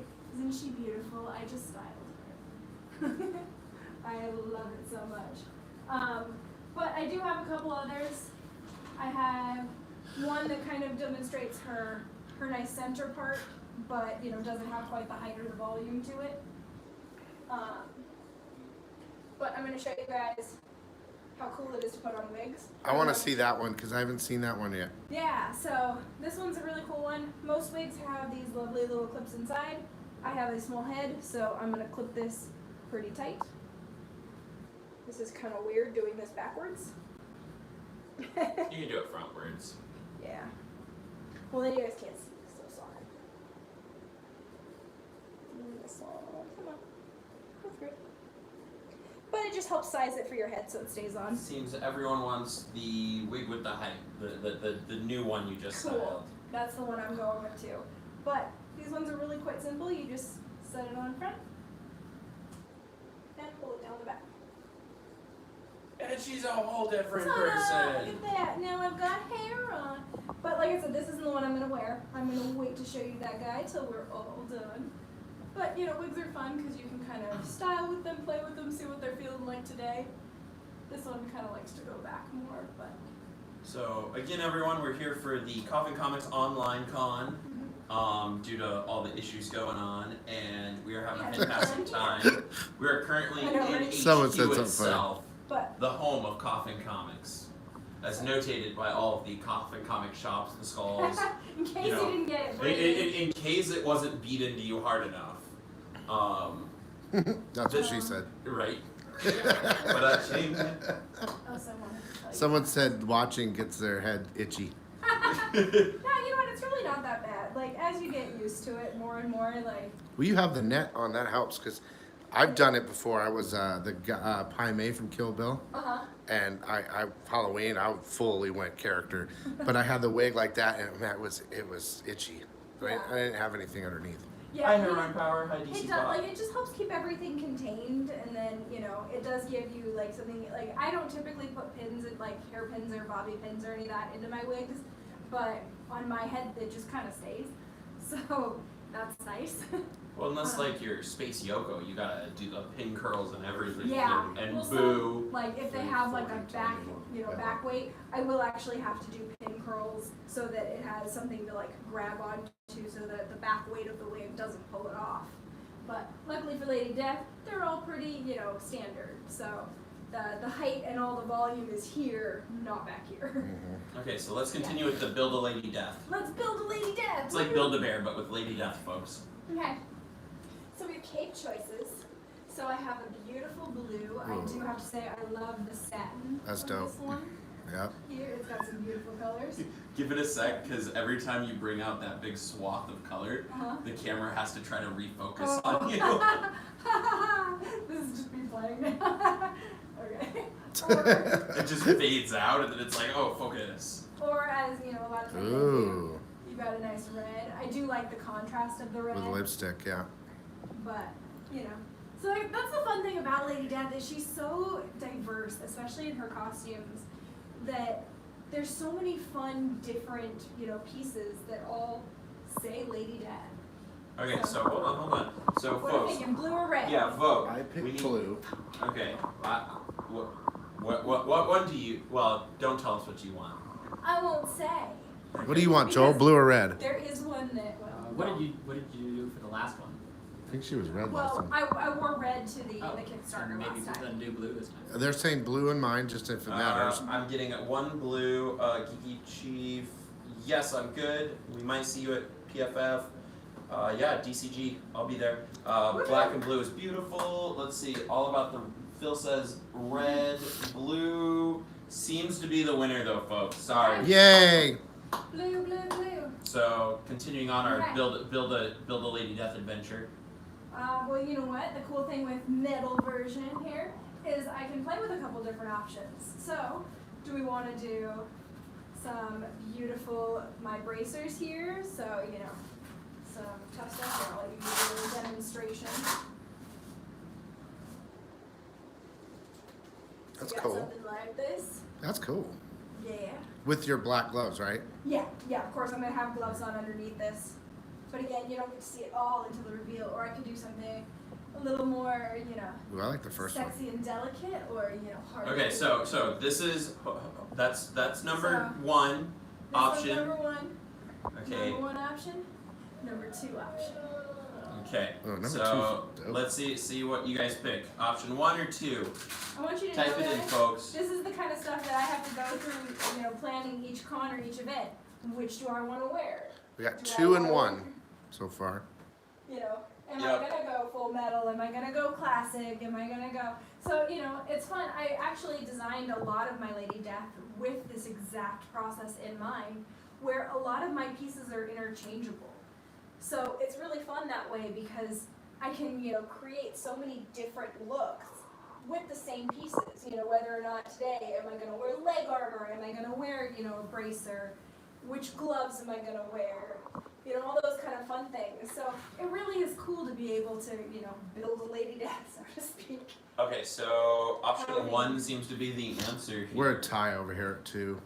Like 2 and 1 for us. I've so. got like 5 for bracer 1 So for and 1 for bracer 2. Yep. okay. We're going with Okay. those ones. So we've got these guys so far. We've got my metal. I'm gonna set these kind of aside. I know you can't see them on the live stream, but yeah, that's what we're doing. Okay. Okay. We got blue and black cape for sure. Yeah. Blue, black cape. Modular Lady Death, exactly, CK. I know. I would throw these ones on. Unfortunately, they only go with the red cape because there's a little Velcro on them. That's how they attach to the red cape. So blue cape doesn't have them. So sorry, we're gonna have to put these ones aside for today. Let's see. Do we want to go garter belt? Oh God, I don't even care what the next option is. We have metal belt. Okay, so garter or metal belt, folks. You know what? I garter all the way for me. Already tapping out. You're Sorry, just like Gar- garter done. She didn't have to go any further. Let's see Okay, what my folks. guys say here too. Okay, so we got 1 vote garter. What about you, Instagram? Where are we going? Garter or metal belt? Got another garter. Garter, 2 garters, 3 garters. Okay. Oh yeah. Yeah, I think garter is what we're going with. Sweet. Thank you. Then that actually 1 metal, answers the garter belt. Yep, garter belt wins. cool. So you guys There's actually our growing kind of pile. already, I know, right? 340. 5 Okay. minutes. Cool. So that kind of already answered the next question because I do have 2 different pairs of Lady Death shoes. However, one of them goes with the garter belt, which are these guys. That's sick. So we're gonna go with those guys, but I do actually have a full pair of high boots as well. You can tell they have been worn with Lady Death many times because I don't know how well you can see it at home, but there's lovely little like white streaks on it. They've All gotten the creases slightly, is full of white. yeah, they've gotten slightly tinged white over the years. Okay, but that, okay, next question. This is just a yes or no question. For the leg armor. I can put those right over the other boots. They wrap around quite nicely. So what do we think? Leg armor, yay or nay? I say nay. Okay, so we got 1 nay. So They're yes dope though. or no? Okay, we got a yes. We 1 have yes, to 1 go. no. We have to go. We'll see you Okay. guys. Okay, see you. Full reveal in a little Yep. bit. Full reveal at 4 o'clock. 4 p.m. Okay. So in just a So little we got 15 yay, minutes. Thank you so much. Okay, Thank so you. we got 2 yays, 1 nay. $3.45? Yay, yay. Good job. Okay, so it's all Almost. We're almost there. Look at the whole team in there. Look at this guy. So excited. We used to have They're all some signed upset. limited editions, but those go out really quick. And those were signed by Brian, and they even had original art and metal card or polyfoil cards. $80. This is just one of the many things we offer you guys. Okay, guys, I gave you almost 2 hours with Miss Cosplay. We have a waffle coming up, and then we have a panel with Brian Polito. On our sister channel, Coffin Comics TV on YouTube, we have Sapphire Nova becoming Lady Death. We've actually gone through 2 sessions, and she's almost Lady Death. But before we do that, what we'd like to do is to do a raffle. So what this raffle represents is everyone who's placed orders during our different selling sessions. And Brandy Reese, our warehouse and fulfillment manager, who's busy fulfilling the Hell Witch campaign, Yes. all the things is going to add the latest set batch of orders. And We're gonna need a bigger box. so these are the orders that have been placed since yesterday.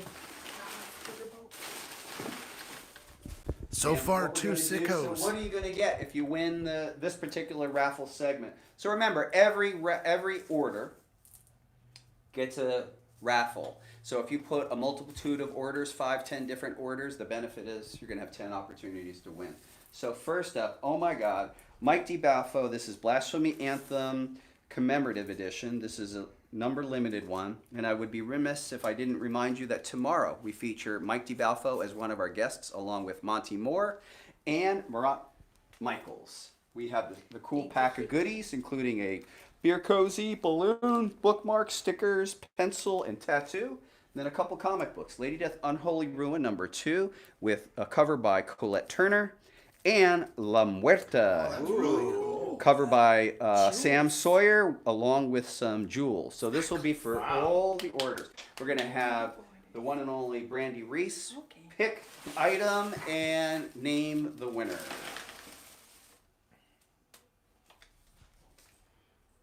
Carol Nadeo? Naddeo. Yeah, this Yeah. is right. Nice. Carol Nadeo. Congratulations. Carol Nadeo. Congratulations! Woo! So that's we're gonna have another raffle, I think, at the end at 5:45 Pacific Daylight Time. And now we're gonna do a raffle for our club, and I'd like to ask Presidente Francisca Polito to come on down. Yes. And this is the official Coffin Cauldron. Yay! And let's mix that up a little bit, and let's show the people what they would receive. It's like a kitty. He's a lucky man. What do we got, Polito? So what you got is a Death Wars homage. This is a Star Wars homage by Stephen Butler, Dan Feldmeyer. Carol, the winner, she said, "Yay, Oh, Carol!" Carol! Wait, People Carol. really do Carol. win here. There we go.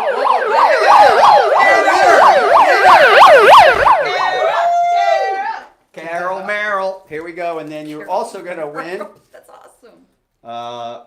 Lady Death Apocalyptic Abyss 1. This is a comic market edition with Mike Cromart. You get an Apocalyptic Abyss Premium Foil Edition by Elias Chazoudis. And another pack of goodies, including tattoos, mini print, and other things. Been pretty cool raffles so far. You can't really deny that Coffin Comics like bringing the heat on the raffles. So it appears as if Lady Francisca has. Is that a Freudian slip? Is that a Freudian slip, a Lady Freudian Death Freudian slip. or Francisca Polito? I'm very excited to announce the winner is Tony Bo.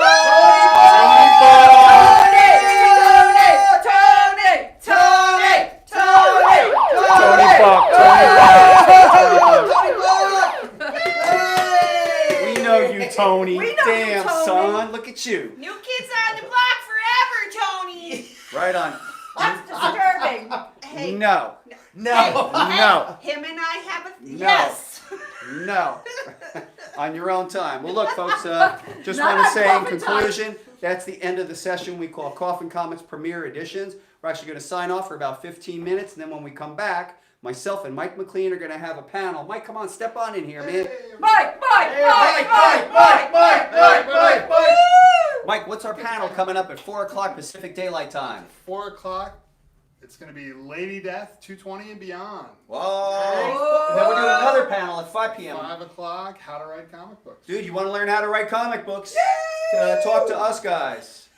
We have some experience. Yeah, a little bit. All right, so fair enough. You guys have been great. We've been Coffin Comic Con Online 2020. We're going to be back at 4 p.m. Pacific Daylight Time. Talk to you soon. Shot, Shot, shot, shot, shot, shot, shot, shot, shot.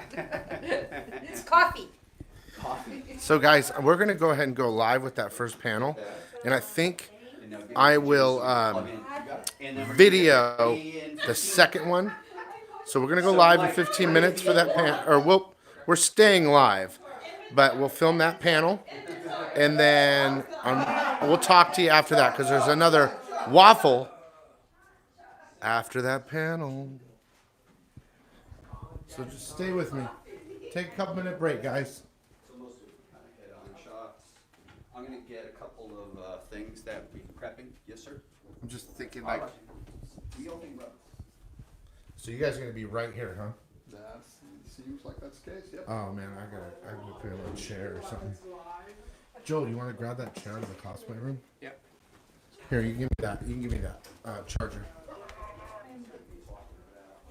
first chapter and almost our current chapters. This one and then this one. Sick chalices. Yeah, man. Yeah, that was by I think a fan called What type of Ken chalices? Dragon.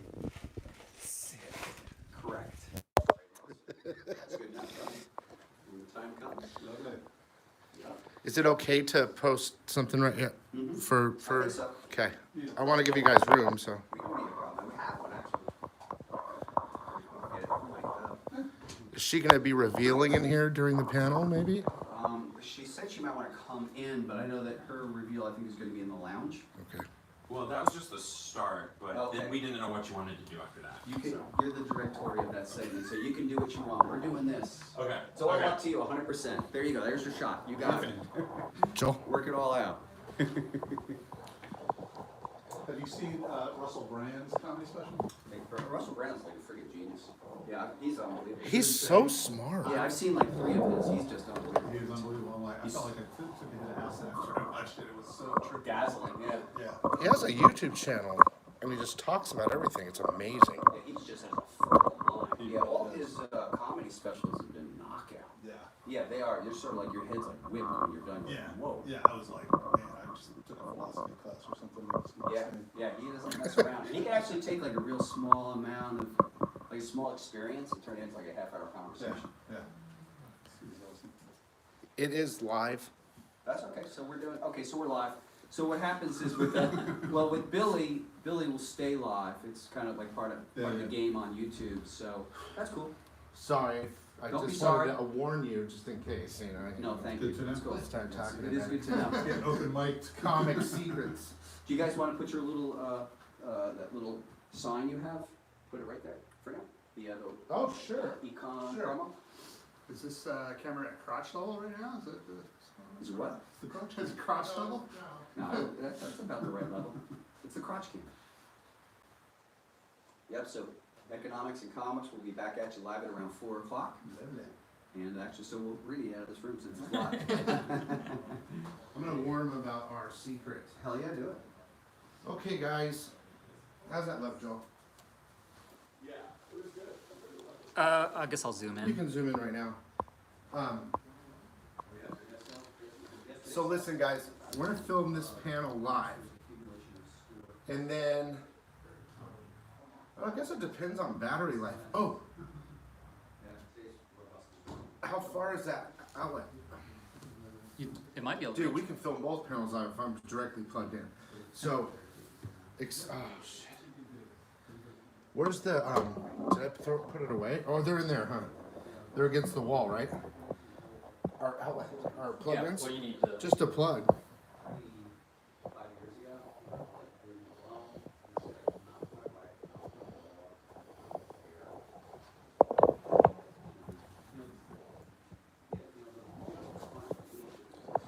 So look, nobody knows. We're the only ones. We're the only one. I only need this. Dude, from 6 to 7, it's just me and Brian Polito on Economics and Comics. He's pulling out the sickness for comics. So that is our super surprise for you. So I'm going to try to get all these panels while saving battery life somehow. We'll figure it out, okay?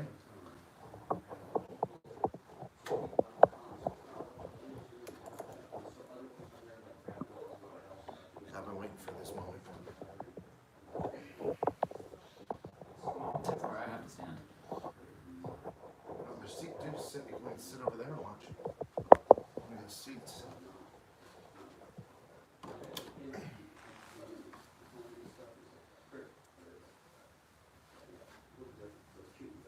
I just have to let it charge so I can put this on it as soon as it starts.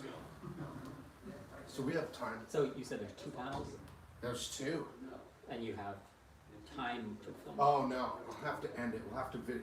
But I can do it on mine if you want, or like film it or something, because a panel can be posted later. Yeah, video. Yeah, video. We're gonna live feed this panel. The next panel is gonna be video, and I'm gonna take a 1-hour break, and then we're coming back for the fire sickness auction, probably of the year. Or we might want to take a break for an hour, just in general. Well, we could set it up and just video. We could just put it in live video. Or you mean just Your record. phone. Yeah, yeah. That's Okay, fine. come on, let's go.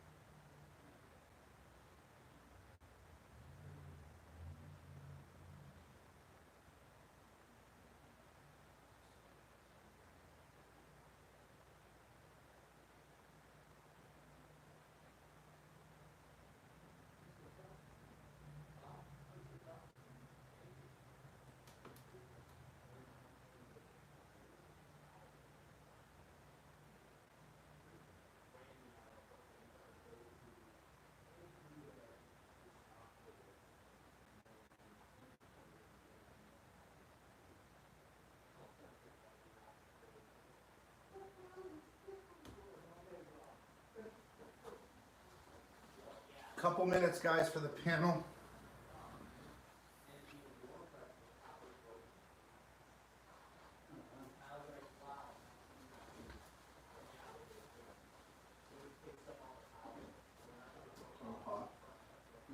What? Sprite? Yeah, I'll think so.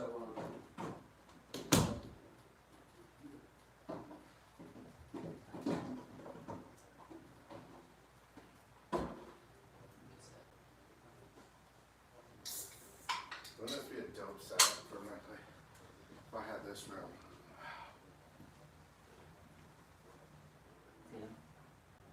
I say you over there.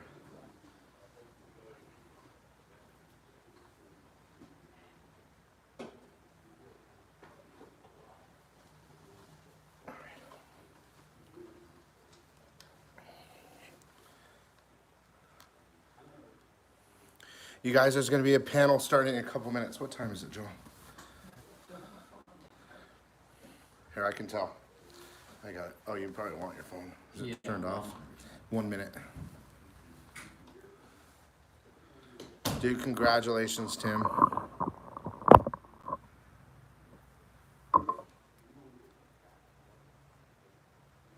All right, I'm setting up the mic for this. I think we might have Lady Death at our auction at 6 to 7 Pacific.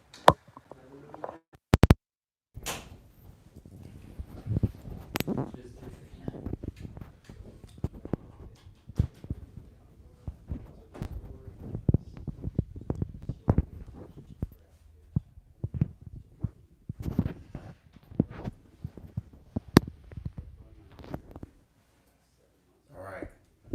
I think our sound is set, guys.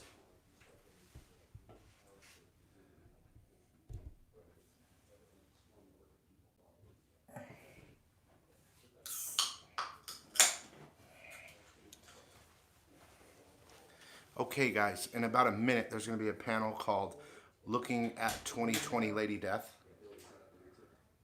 I'll move however you want. I just... I guess they're gonna sit here, I guess. Yeah. You gonna put it right here, or? Yeah, and then actually after about 15 minutes, we're gonna go into the other room so we can also broadcast into YouTube as well, our YouTube channel. For the reveal? No, they're gonna do the reveal on. We'll on get that the channel. reveal later. Yeah, and then you can show. Yeah, she'll be in there one night. You mean you're gonna leave this room? Oh, you know what I can do? I can. Yep. Okay, 4 o'clock. It's 4 now, isn't it? 4:01.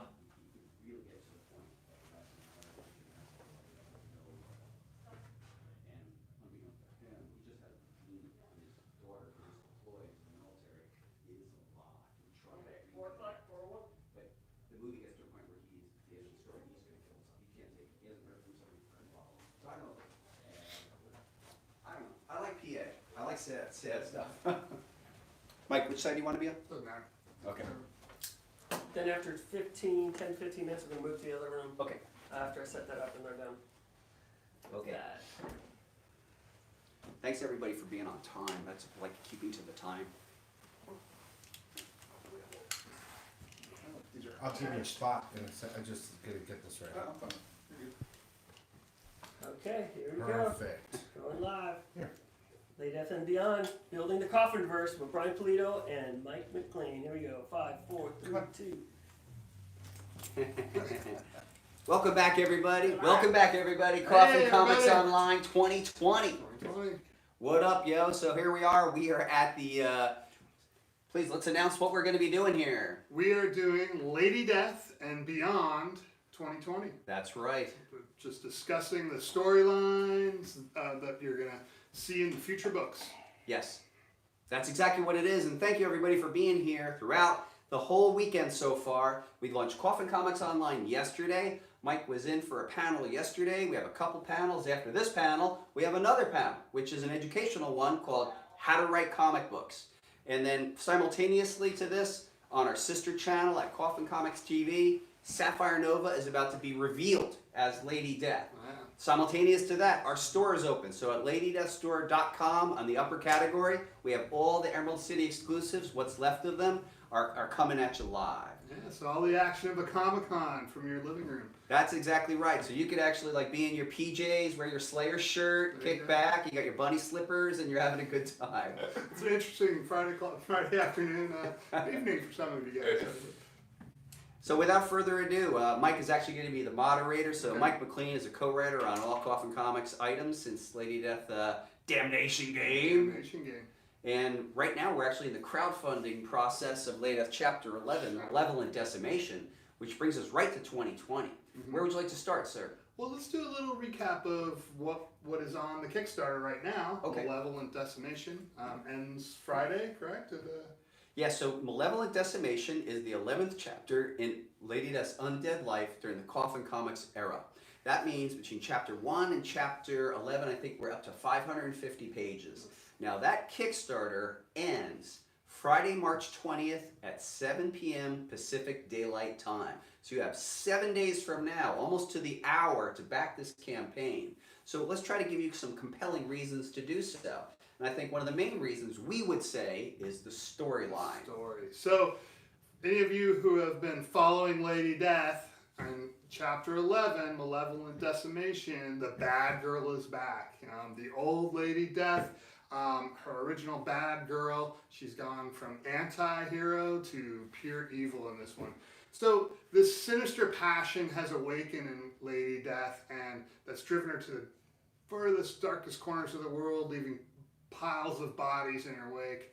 And she's after some sort of mysterious power that we're not really sure what it is, but it does have something to do with a very young, mysterious young man named Johnny Devlin. So she's in search of this power that's somehow related to this Johnny Devlin character. What she wants to do with this power, her nefarious reasons are a little bit unknown at this point. But what we do know is that her son, Hellslinger, the roguish warlock, with the aid of a devil hunter, Muaji, who's a brand new badass character, and of course, for the first time crossing over, the vigilante La Muerta. They're all trying to find out what Lady Death's motives are and try to turn her back to her anti-hero self. So that's the story of Malevolent Decimation, and so far, already, it's the #1 comic book in Kickstarter history? Yeah, it's the #1 most funded comic book in Kickstarter history. Wow. It joins 6 other Coffin Comics titles. Coffin Comics dominates the top 7 out of 10 in the most funded comic book category. And I'm proud to announce, as we speak at this moment, it is the most funded Coffin Comics Kickstarter at $328,000 plus, which is truly unbelievable, and we are grateful. And we feel blessed in a very dark way. Darkly blessed. Well, it's funny because I walk around, I'm not a particularly religious human being, and I do feel blessed though, you know, so, but not with a religious bent to it, just to feel blessed, you know, as I feel grateful. I'm very grateful to the sworn out there who've backed us so far, and hopefully some of you new backers will enjoy what we're doing and tell a friend. So if you're actually interested in that, our shameless plug is go to Kickstarter, look in the search bar, enter the words Lady Death, and it'll bring you to our campaign. And that would be an opportunity for you to review what we have to offer you. One thing that we have to offer right off the bat is what we call the Premier Editions. So the Premier Editions are really the spine of the Coffin Comics publishing program and the Coffinverse itself. This book will be 48 pages and square bound. It's 48 pages of story and art. It's actually going to have a silver foil logo, and it has the entire story as we intended it inside it. Not one you can get for simply $26, but it also comes with free US shipping, all unlocked stretch goals, a digital download so you don't have to mess up your book. And then I volunteer to sign your book along with the CNA, and that's entirely optional. Yeah, and not to mention all the insane stretch goals, right? We've unlocked 22 plus stretch goals. Actually, excuse me just for a second. I'll show you some of the stretch goals we've unlocked. Lady Death bucks, 5 trading cards, buttons, a figure pin. It really gets carried It's away. kinda crazy. It's kind of crazy. Well, actually, in this case, we unlocked 2 entirely new comic books. So this is Lady Death Malevolent Decimation Black and White Edition, and it features the art of Diego Bernard in black and white. And we've also unlocked Lady Death Masters, a new pinup book series featuring, in this case, the art of Mike Chrome. So Mike Chrome has done, there's over 24 gorgeous images in this one. Absolutely amazing. But really, this particular panel is about the heart and soul of the story, which we do consider the spine of the Coffin Comics publishing operation. So let's get back to Chapter 11. What got us here, and where are we going? Yeah, Chapter 11, what got us here is Lady Death. First, if in the previous chapters, we had Lady Death returning from hell to Earth to deal with this earth-shattering power called the Trinity, an extinction-level event known as the Trinity, and she was brought back to help deal with that. In the chapter now, spoilers if you haven't read those ones, they've dealt with that threat, but in the process, something happened to Lady Death. We're not sure what yet, but some mysterious power has possessed her. And that brings us to Chapter 11, where we've just described the storyline. So for Chapter 11, I would ask you, how does it feel to bring Lady Death back to her evil roots? She's been an anti-hero and in some of her iterations just a downright hero for so long. How does it feel to bring her back to being the evil bad girl? It feels pretty damn awesome. I mean, it was funny. We've been talking about this beginning probably like almost 18 months ago, where we kind of knew that this is what was going to occur. Well, as we were writing it, what I find crazier and crazier is people are responding to the fact that she is just straight up a villain in her story. She's doing terrible, terrible things, and it seems to make people happier and happier and happier. I mean, I know that I'm getting pages in that we wrote for Chapter 12, which features... it's in Louisiana at Mardi Gras. Lady Death's on top of a float. She's deploying 10,000 undead zombies on the unsuspecting populace.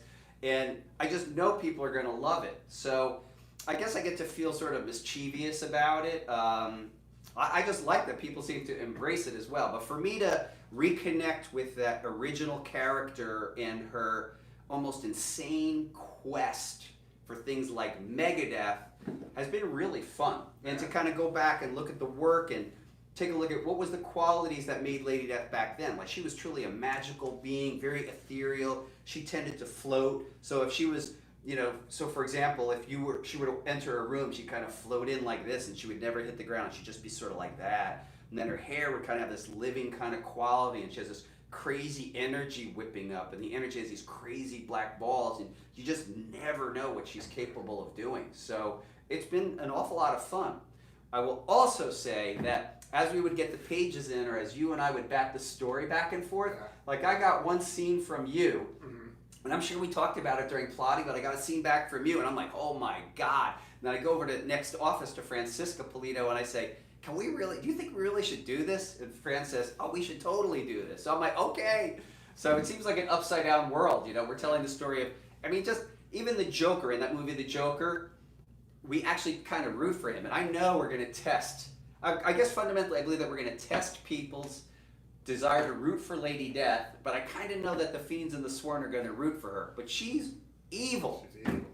I love, and big ups to Diego Bernard, who has really captured the spirit of those pages. He'll go for it. And he is perfectly put the wicked smile on her. Like she's just having a great time being evil, and I think that's going to win people over. Seeing her have so much fun, you know, if she was just purely evil and it was horrible, that's one thing. But she is having fun, being evil, and I think that pulls you onto the ride. I agree. Yeah, it's fun. It's such a great time. Going forward, so you've already mentioned Lady Death is going to be in New Orleans in Chapter 12. Without giving too much away, we already do know, and we know this from the pages that we've revealed, that she's going to bring the dead back. She's bringing, but there's a little something. Of course, there's more to it than meets the eye. That's sort of like we're telling you something, but we're really not telling you something. Right. And it goes back to that character of Johnny Devlin. Johnny Devlin. Yeah, he was going to be a really major force, I think, in coming up in the Coffin universe, the Coffinverse. Yeah. He's a really interesting character. He's a fun character, and we really, in chapter 11, we've illustrated him in very vague terms, and we're actually leaving his actual origin story to a tale for another time that we're working on. Without getting too much of that, do you want to talk a little bit about what inspired you to create this character, if you can do that without revealing too much of his mystery? For me as a creative person, there was a literary movement that had a pretty big impact on me, and it was called splatterpunk. So the splatterpunk literary movement, headed up by writers like David J. Scow, Skip and Spector, was super over the top. And it seemed to be a reaction to a lot of the wonderful 80s horror movies that we all loved and adored. And I think I just stopped seeing a character like that in comics. So I wanted to bring that energy back, because I would say it's sort of a faucet of my personality, that expressing that kind of gleeful carnage. Just felt it was missing, and I felt it was missing for me. So I wanted to kind of bring that feeling back. And of course, he's somewhat of a tortured character. We've seen in Diego's pictures on the Kickstarter page of the demonic hand. Yes. And the demons coming out. So it acts as not only, it's obviously a metaphor for what's going on within him as well. Yes. So yeah, I think people are really going to just enjoy that character quite a bit. It's funny with Johnny. The Johnny that we're meeting in Lady Death Malevolent Decimation is about 3 years after the origin story that we're working on. And the Johnny that you're meeting in Lady Death Malevolent Decimation has some tropes that I would associate with, like, comic book anti-heroes. Right. But that origin story that we're talking about is straight up body horror. Yes, yeah. It's so, a body horror story. It's pretty damn intense. Yeah, so be ready for that. If we can we reveal some of our influences as well? Yeah, let's do it. Yeah. So obviously John Carpenter's The Thing, if you look at any of those. And let's tease that out a little bit. So in this character, Johnny Devlin, I don't mind saying a couple things about him. He's, when we meet him in his origin story, we're actually meeting him a couple years later, he's an innocent kid, but he was raised inside an apocalyptic death cult, and he's had no contact with the outside world. He has no formal education. He's never seen TV. He would not know what the internet is. He has not had ice cream. So this kid is such a babe in the woods. However, he appears to be demonically possessed. Right. In a way that we haven't seen since like a movie like Exorcist. Right. And his mother, the head of the cult, exploits that. And she is going to be a character for the ages in terms of her darkness, and just a pure psychotic, very dark character. Yeah, and I guess I must be attracted to somehow characters that come from a very damaged background. But full disclosure, I actually come from a pretty normal background. I mean, I have my friend Adam in attendance. You could say it's like, I have a very fine, normal upbringing, and I mean, love my mom and dad, but it's broken characters. They're so much fun to deal with. Yeah, and definitely when you get to this story, that's something that you want to look out for, and it's going to be a little departure from the Lady Death comics and the rest of the Coffinverse. It's different. So there's a I don't mean this in a bad way. There's a comic booky quality to the stories we're telling right now with Lady Death, and that is by design. But Johnny Devlin's story is body horror. It's fairly somber, frankly, and inordinately violent and cruel. Yeah, but talking a little bit about some of the influences, so Carpenter's The Thing. Right. Carpenter's The Thing, where you see the flesh come out and broken bones jutting from the flesh, and twisted beings that are twisted beyond the recognition. That's a good reference.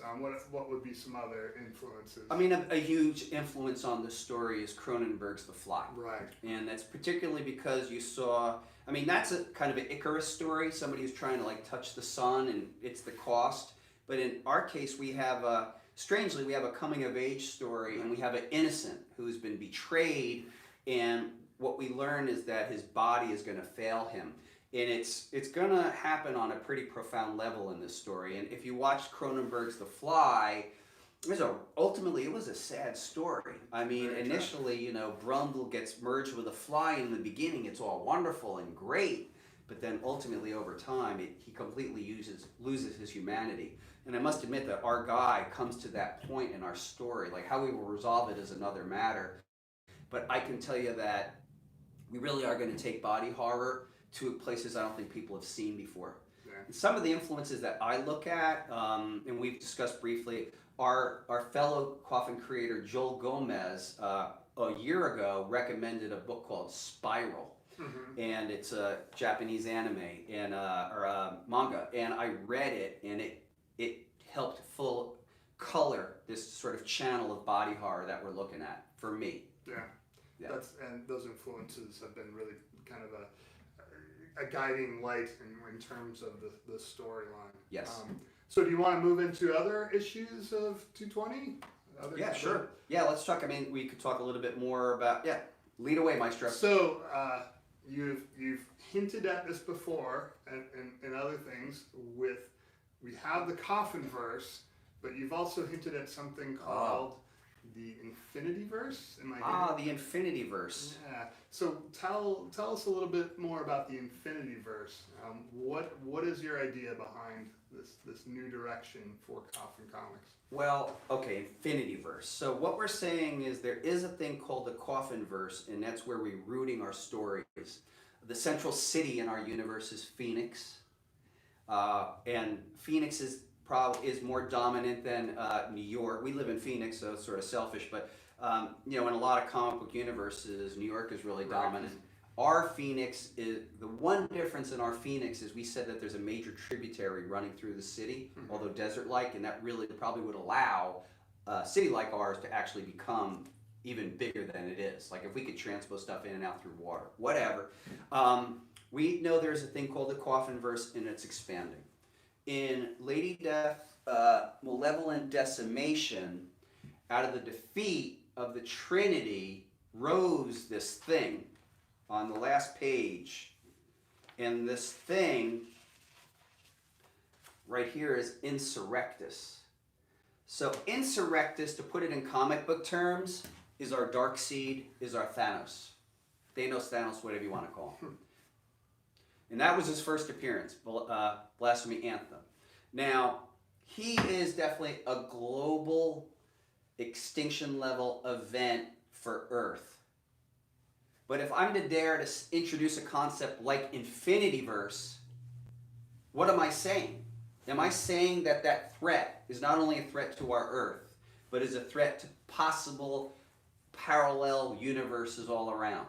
I don't know if that's what I'm saying. I'm throwing that out there. Could Insurrectus threaten all of reality on a multitude of levels? I don't know. I'm throwing it out there. So Infinityverse might grow out of story and might grow out of a need. Have I said too much? No. You mentioned before that, I believe you mentioned online the role that one of your artists has played in inspiring the Infinityverse. All right, so hang on to your hats. So here's a thought. Through the years, we have done a lot of covers and a lot of milieus with the character Lady Death. You guys could attest. About 5 years ago, the artist Dawn McTague did a costume on Lady Death that blew my mind, and it caused me instantaneously to start writing a story. And at that time, I saw that character as an intergalactic interdimensional space pirate. So I was thinking, Captain Harlock meets this design, what kind of need would arise to be able to introduce a character like that? So is that what you're talking about? Yes, you mentioned that. Yeah, so yes, in 2021, early on, due to need, we are probably going to meet this interdimensional space pirate, alternate Lady Death.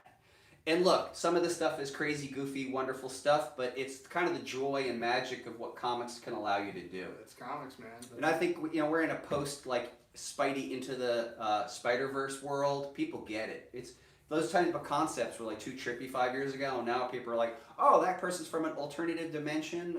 Yeah, of course, that makes perfect sense. So, yes, and that speaks to a concept that at that time, 5 years ago, I realized that a lot of the imagery that we're presenting to people are what I call prophecy imagery.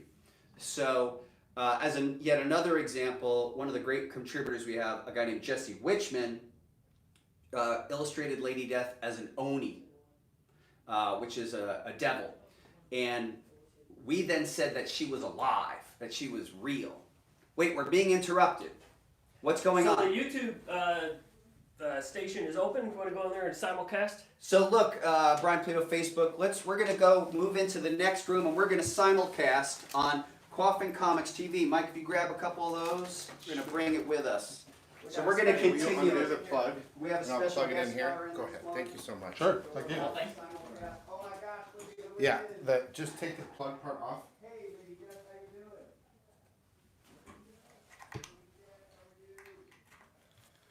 doing? Oh, right on time. 10%.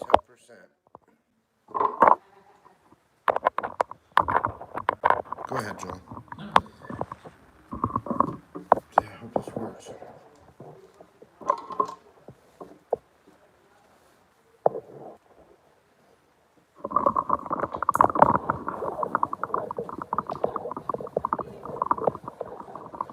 So we'd like to welcome Sapphire, who has spent the last couple of panel sessions on Coffin Comics TV, becoming Lady Death. And how was that experience? It was wonderful. A lot of the fiends chimed in. They actually got to build a Lady Death today. They actually got to choose what I was wearing today. Wow. So Lady Death's not this used to is- giving people choice. I know. This is, by the fiends for the fiends. Hell yeah, that's right. Well, welcome. We're in what is normally the Coffin Comic Shop, and we're going to continue our panel, and we're going to see if we behave in Lady Death's eyes. If not, it's off with our heads. Okay. Beautiful. So we're in the middle of talking about the Infinity Verse, Infinity Coffin Verse. Comics Infinity Verse, and we've delved into that. What kind of comic books were influencing you when you were brewing this idea up? Well, I think I really have a lot of love and joy for a melange of material, but I would say my formative ages of comic book collecting were about 1974 to 1978. Now, I've read and collected comics ever since then. It was before Billy was born, but long before, before he was born. But what I really loved about the Marvel comics of that time were that supernatural characters, things like the Son of Satan, Satana, Ghost Rider, Brother Voodoo. They're really technically horror characters, but they were behaving anti-heroically. And for me, that was a thrill, because they were not really straight-laced characters. Also, as a fan of horror movies, they really spoke to me.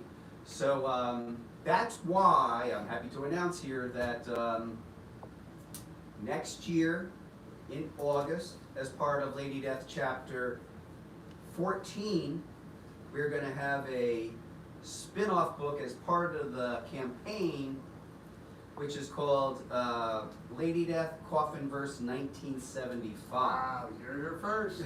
So the threat of Insurrectus might be so devastating at an intergalactic level that we might go to different universes. And one of these universes, it's 1975. And all of the characters that we have actually introduced through the Stephen Butler and Murat Michaels homage covers exist. So Captain Death, Lady Strange, they all exist. And this threat will come to that arena, and they're going to have to rise up and fight against. So it's kind of goofy, but it's very comic booky. Wild. It's wild. Yeah. Do you want to get into any of the other Coffin titles and beyond? Why don't we? What I'll also say about 75 is it allows us to have like Dirty Harry-like characters, or Pam Grier Coffee-like characters, Kung Fu characters, Grimy New York. grimy New York stuff, a lot crazy horror characters. That was just really a fun time. So the reason why I feel some sort of security in doing it is that our Lady Death storylines and stuff do well enough that it allows us to indulge this completely goofy desire to do a story like that. I do hope people will enjoy it. I think they will. And listening to Brian talk about this and the enthusiasm, because he just lights up when he starts talking about these ideas, it's infectious, and I think people are really going to enjoy it. In fact, you've gotten really ambitious in that you're stretching these ideas out to other books in the Coffin Comics line. Let's go there, man. So I'll tell you what, let's talk a little bit. So Leda chapter 12, Right. whatever comes out of that, now we're jumping in and we're starting to talk about Coffin Comics 2021. 2021. 2021, and you and I are like, we're in the thick of it. Yeah. We stay way ahead. That's kind of how this works in this business. It's so interesting that we are way ahead in the storyline. You almost have to take a minute and think where everybody else is in reading the stories. But in 2021, Brian has thought up of the Infinity Verse infecting the other Coffin comics in a way that we haven't seen before. Yeah, that's true. So what you mean by that is the Lady Death story, chapter 13, is the spine, but we're actually doing La Muerta. Is that what we're talking about? La Muerta chapter 7. La Muerta chapter 7 is actually going to tie into this giant, quote-unquote, crossover storyline. And look, I get it. Some of these companies exhaust these types of storylines.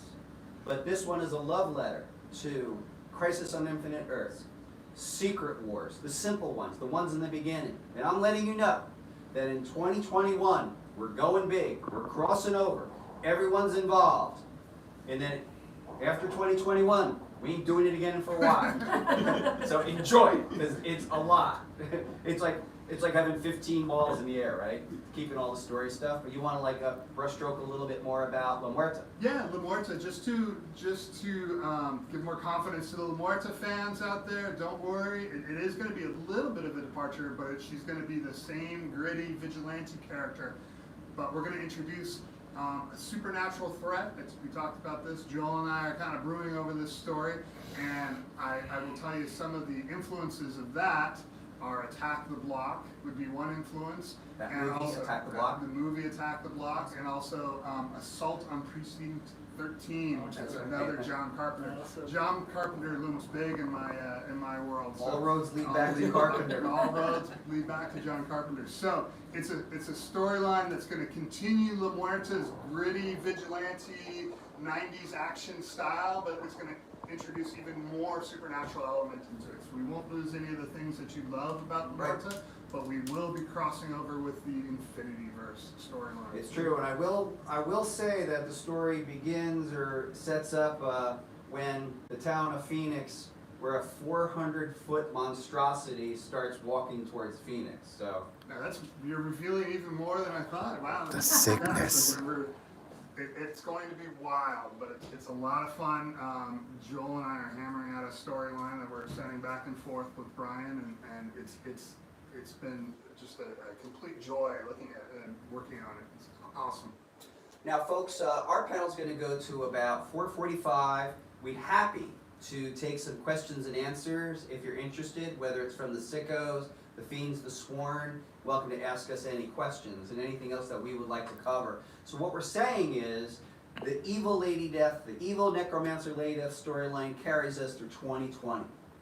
And whatever resolves out of that is going to unfold into 2021, which is an epic storyline. In fact, we've been working so hard to get ahead of this so we can keep, sometimes these giant storylines need drafting and redrafting and redrafting because you want to get every little character get their little moment in the sun. So yeah, we should be like, around another 6 weeks and now we're on that storyline.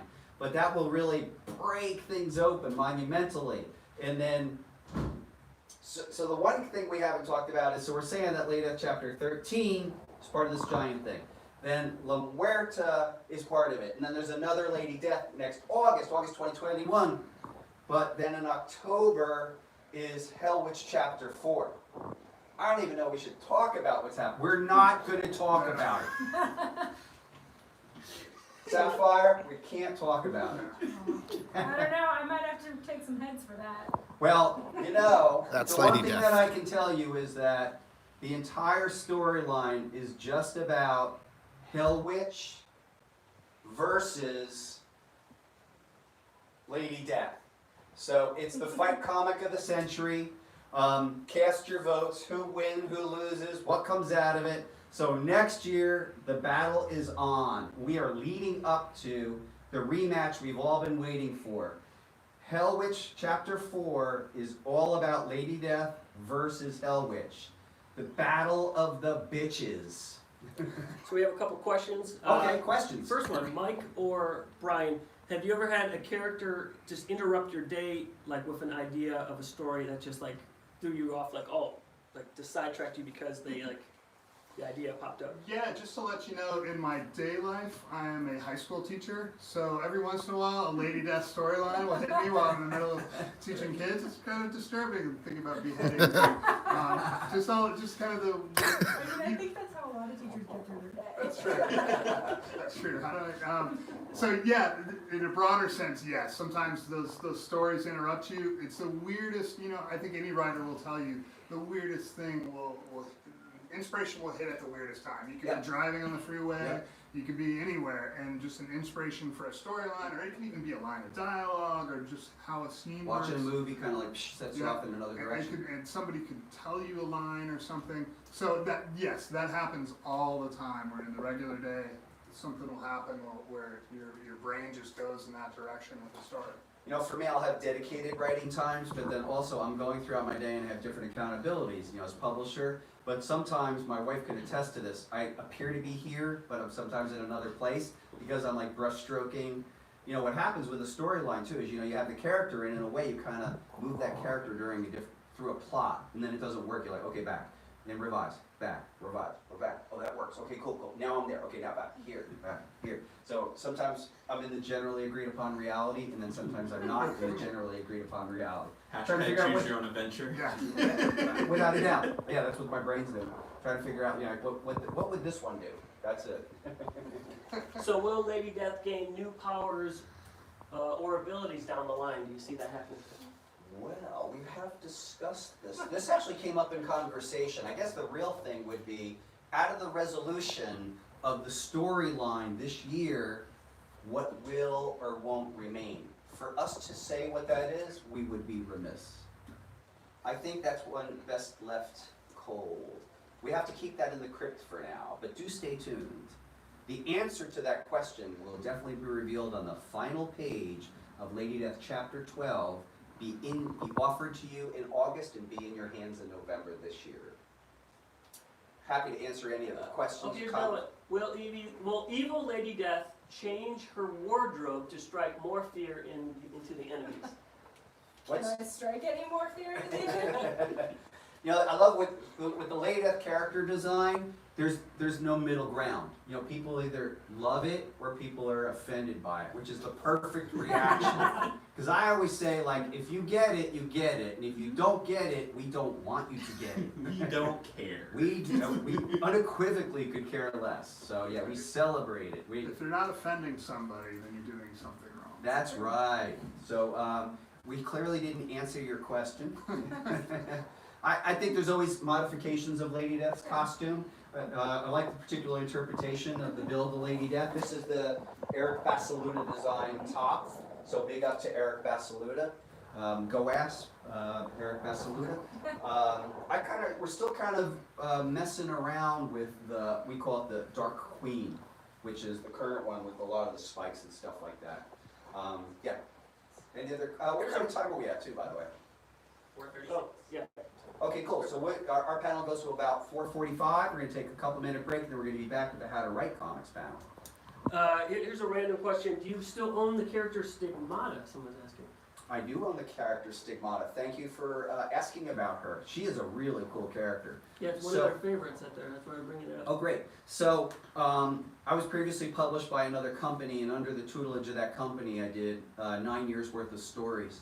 And we own all of the characters, all of the underlying storylines. So you'll notice, the sharp-eyed would notice that the character Wargoth was actually in that reality, and that exists here. For those keeping a real close eye too, even medieval Lady Death villains, the Eldritch, exist in this timeline. And yet, I have said that those particular storylines are not canon. So how do we reconcile that? And that's something one day we will talk about. So yeah, I like Stigmata. Another character I created from that time too is called Hemlock. So he was another cool one, Hemlock.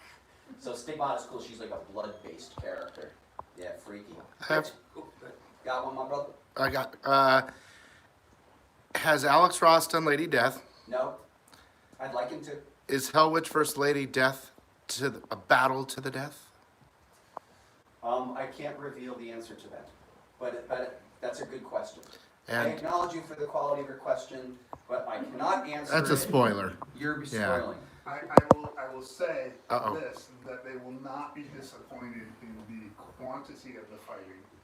We've gone back and forth. If we can say that much, Yeah. it will be a fight comic. There will be a dust up for the ages. So. Yes, I mean many years ago. Yeah. That's right. Yeah. I mean, if it's a 48-page comic book, we want 30 of it to be them battling. Yeah. Fight comic for sure. And some smack talk. Yeah, there you go. I'll start training. That's right.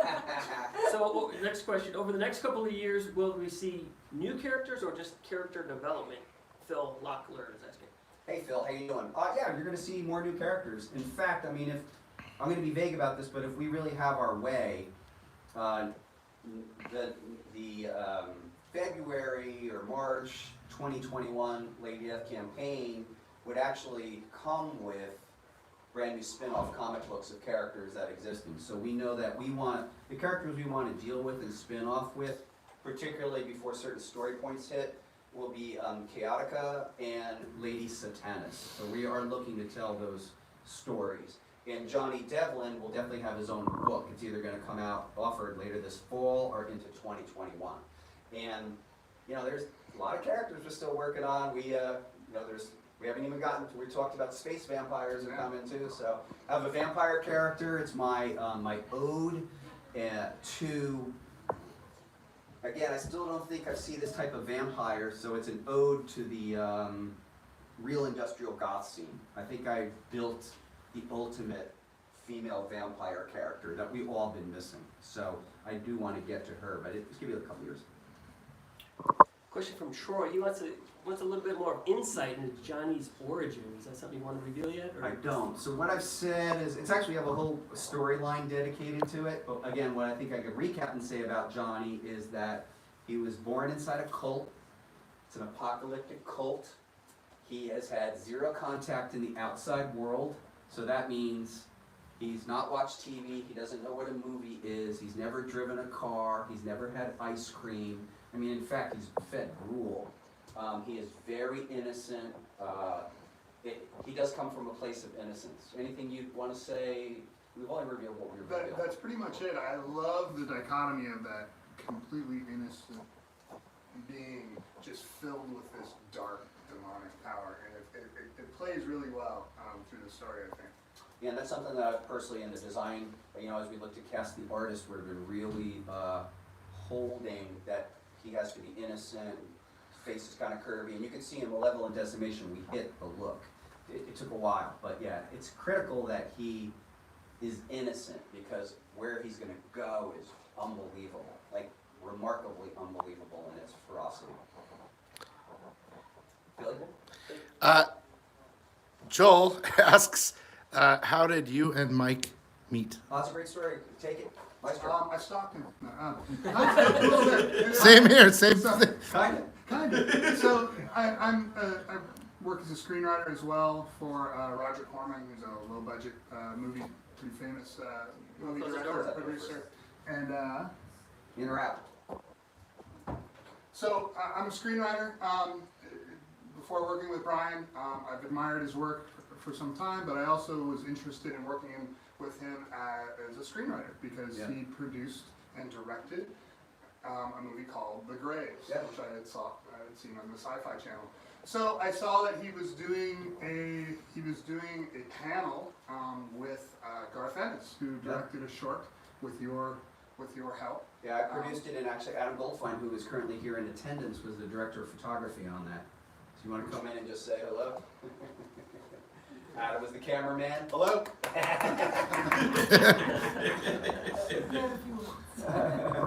So I'm the cameraman. Just start the camera. So there were some twofold. I was very interested in the short, and also, a Garth Ennis fan and a Brian Pulido fan. But I wanted to meet Brian Pulido. One, to maybe strike up some sort of working relationship in movies. But I knew also in the back of my head, I grew up on comic books, love comic books. It's always been my first love. It's so hard even to pick between movies and comics, which I love more. I wanted to work in comics, and we started our relationship working purely in movies, but it's slowly. It's like, by the way, I'm doing this thing over here. You want to get in on this? Oh, I had no idea. I don't know. The first one we worked on, we actually wrote a screenplay for Muerta, and we converted that into a comic book. Yep. And that was the first comic book. I think the first published comic book I had alongside Brian, co-writing with Brian, was Lady Death. Damnation.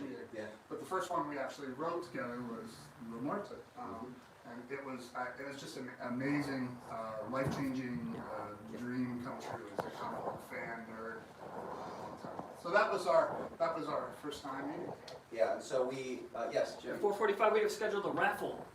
Dang, let's do the raffle in here. So tell you what, you guys keep yapping. I'm gonna go grab some raffle action. All right, we got a fun question for you, Mike. How tall are you? I am 6'4". I slouch a lot, so it's kind of hard to tell.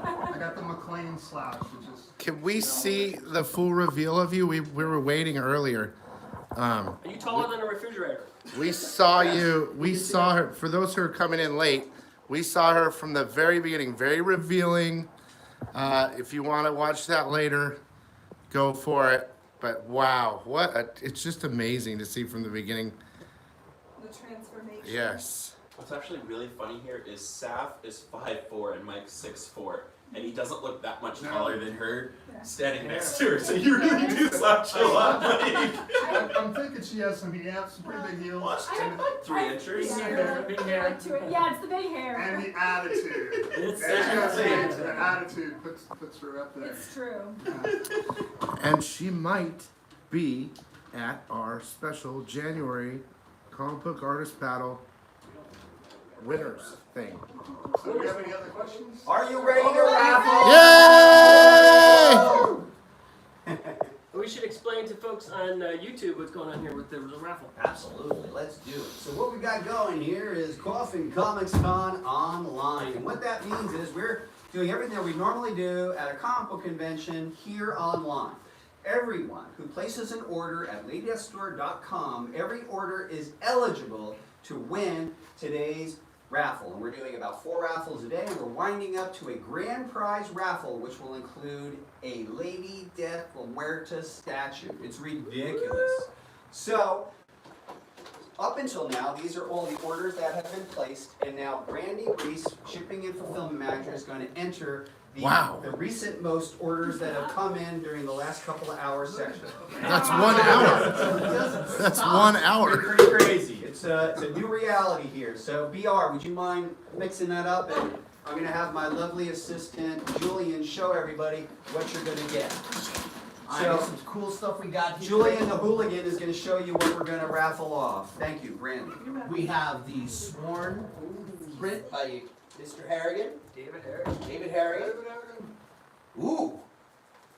Lady Death Rules Volume 1 graphic novel. 150 pages, covers chapters 1 through 3. Oh, Hell Witch. Oh, yeah. What is it? Mega Incentive Edition. Mega Incentive, Jen Brumhill art. And then what is it? Sick! That's what I'm saying. Then we got a koozie to put next to your jacuzzi, some balloons, a print, stickers, tattoos. I gotta get one for my little nephew because he keeps wanting a Lady Death tattoo and he's 3.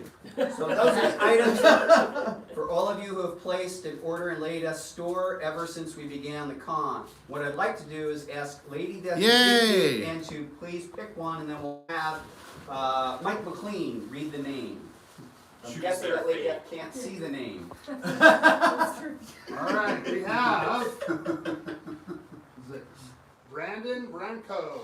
Brandon Branco. Brandon! Alright, we're gonna put that name with that and get that back to Brandy. Definitely let her know. And now the next one we're gonna do is for our club. So this is the Coffin Cauldron, and it contains the names of all our club members. And I'm gonna mix it up a little bit, and then I'm gonna have Lady Death choose. Make sure everyone's in the Coffin Cauldron. Please choose, and then we'll have Mike MacLean read the name. Oh, whoa! Before we do that, what am I doing? I'm getting ahead of myself. I have my lovely assistant, Wolverine or Julian. I love the curtsies. Thank you. Thank you. I practice all day. We have a Hell Beach print. Yeah, Hell Beach by Elias Chadzouris. We also have in here. I don't know if you've noticed, but our raffles have been different the whole time. Whoa! Wow. Muerta Vengeance. Bang Bang cover. Oh, Yeah, that's Sun K. Yeah, check that out. I've Sometimes never like seen clown that motif. before. Oh. Whoever that wins Sun this K gonna is be- fire. Everyone's Woo! gonna be jealous. Oh. They get the Scorched Earth #1 premium. Oh foil. my God. Gorgeous. And that is actually Gorgeous. also live in the Lady Death store right now. You can get these. Yep. Get them while they're hot.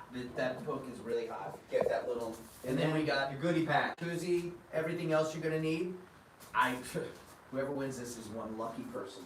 I think we have one more raffle tonight, and then every winner actually goes back into the pool, so to speak, and they're eligible for the grand prize. So without further ado, what I'd like to do is have Lady Death please pick, and we'll have Mike MacLean read the names.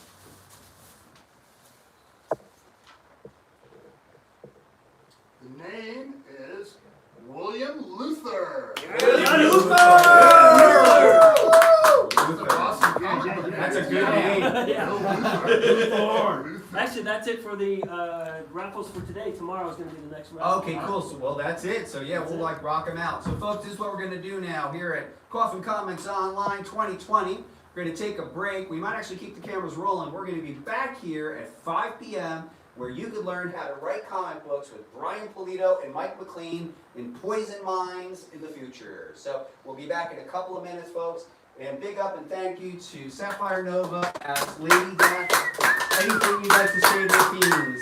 Sworn. Yeah. All right, folks, we're gonna be back. Little break, and then we're back. Thank you. Hey guys, I want to talk to you real fast, okay? So here's what's gonna happen. Joel's gonna film the next panel. He's gonna video film it. I'm gonna take a 1 hour break. Dude, this has never been heard of before, guys. In an hour and 15 minutes, I am going live on YouTube just with Mr. Brian Polito. 6 o'clock. Comics. And it's gonna be fire. Straight fire. So come back in 1 hour. You're not gonna wanna miss it. It's just gonna be me and him, and I think Lady Death's gonna be showing the books. So that's all I gotta say. 1 hour, guys. 1 hour. This is it. Power hour of pure sickness just for you guys. So be ready, okay? See you there. Bye.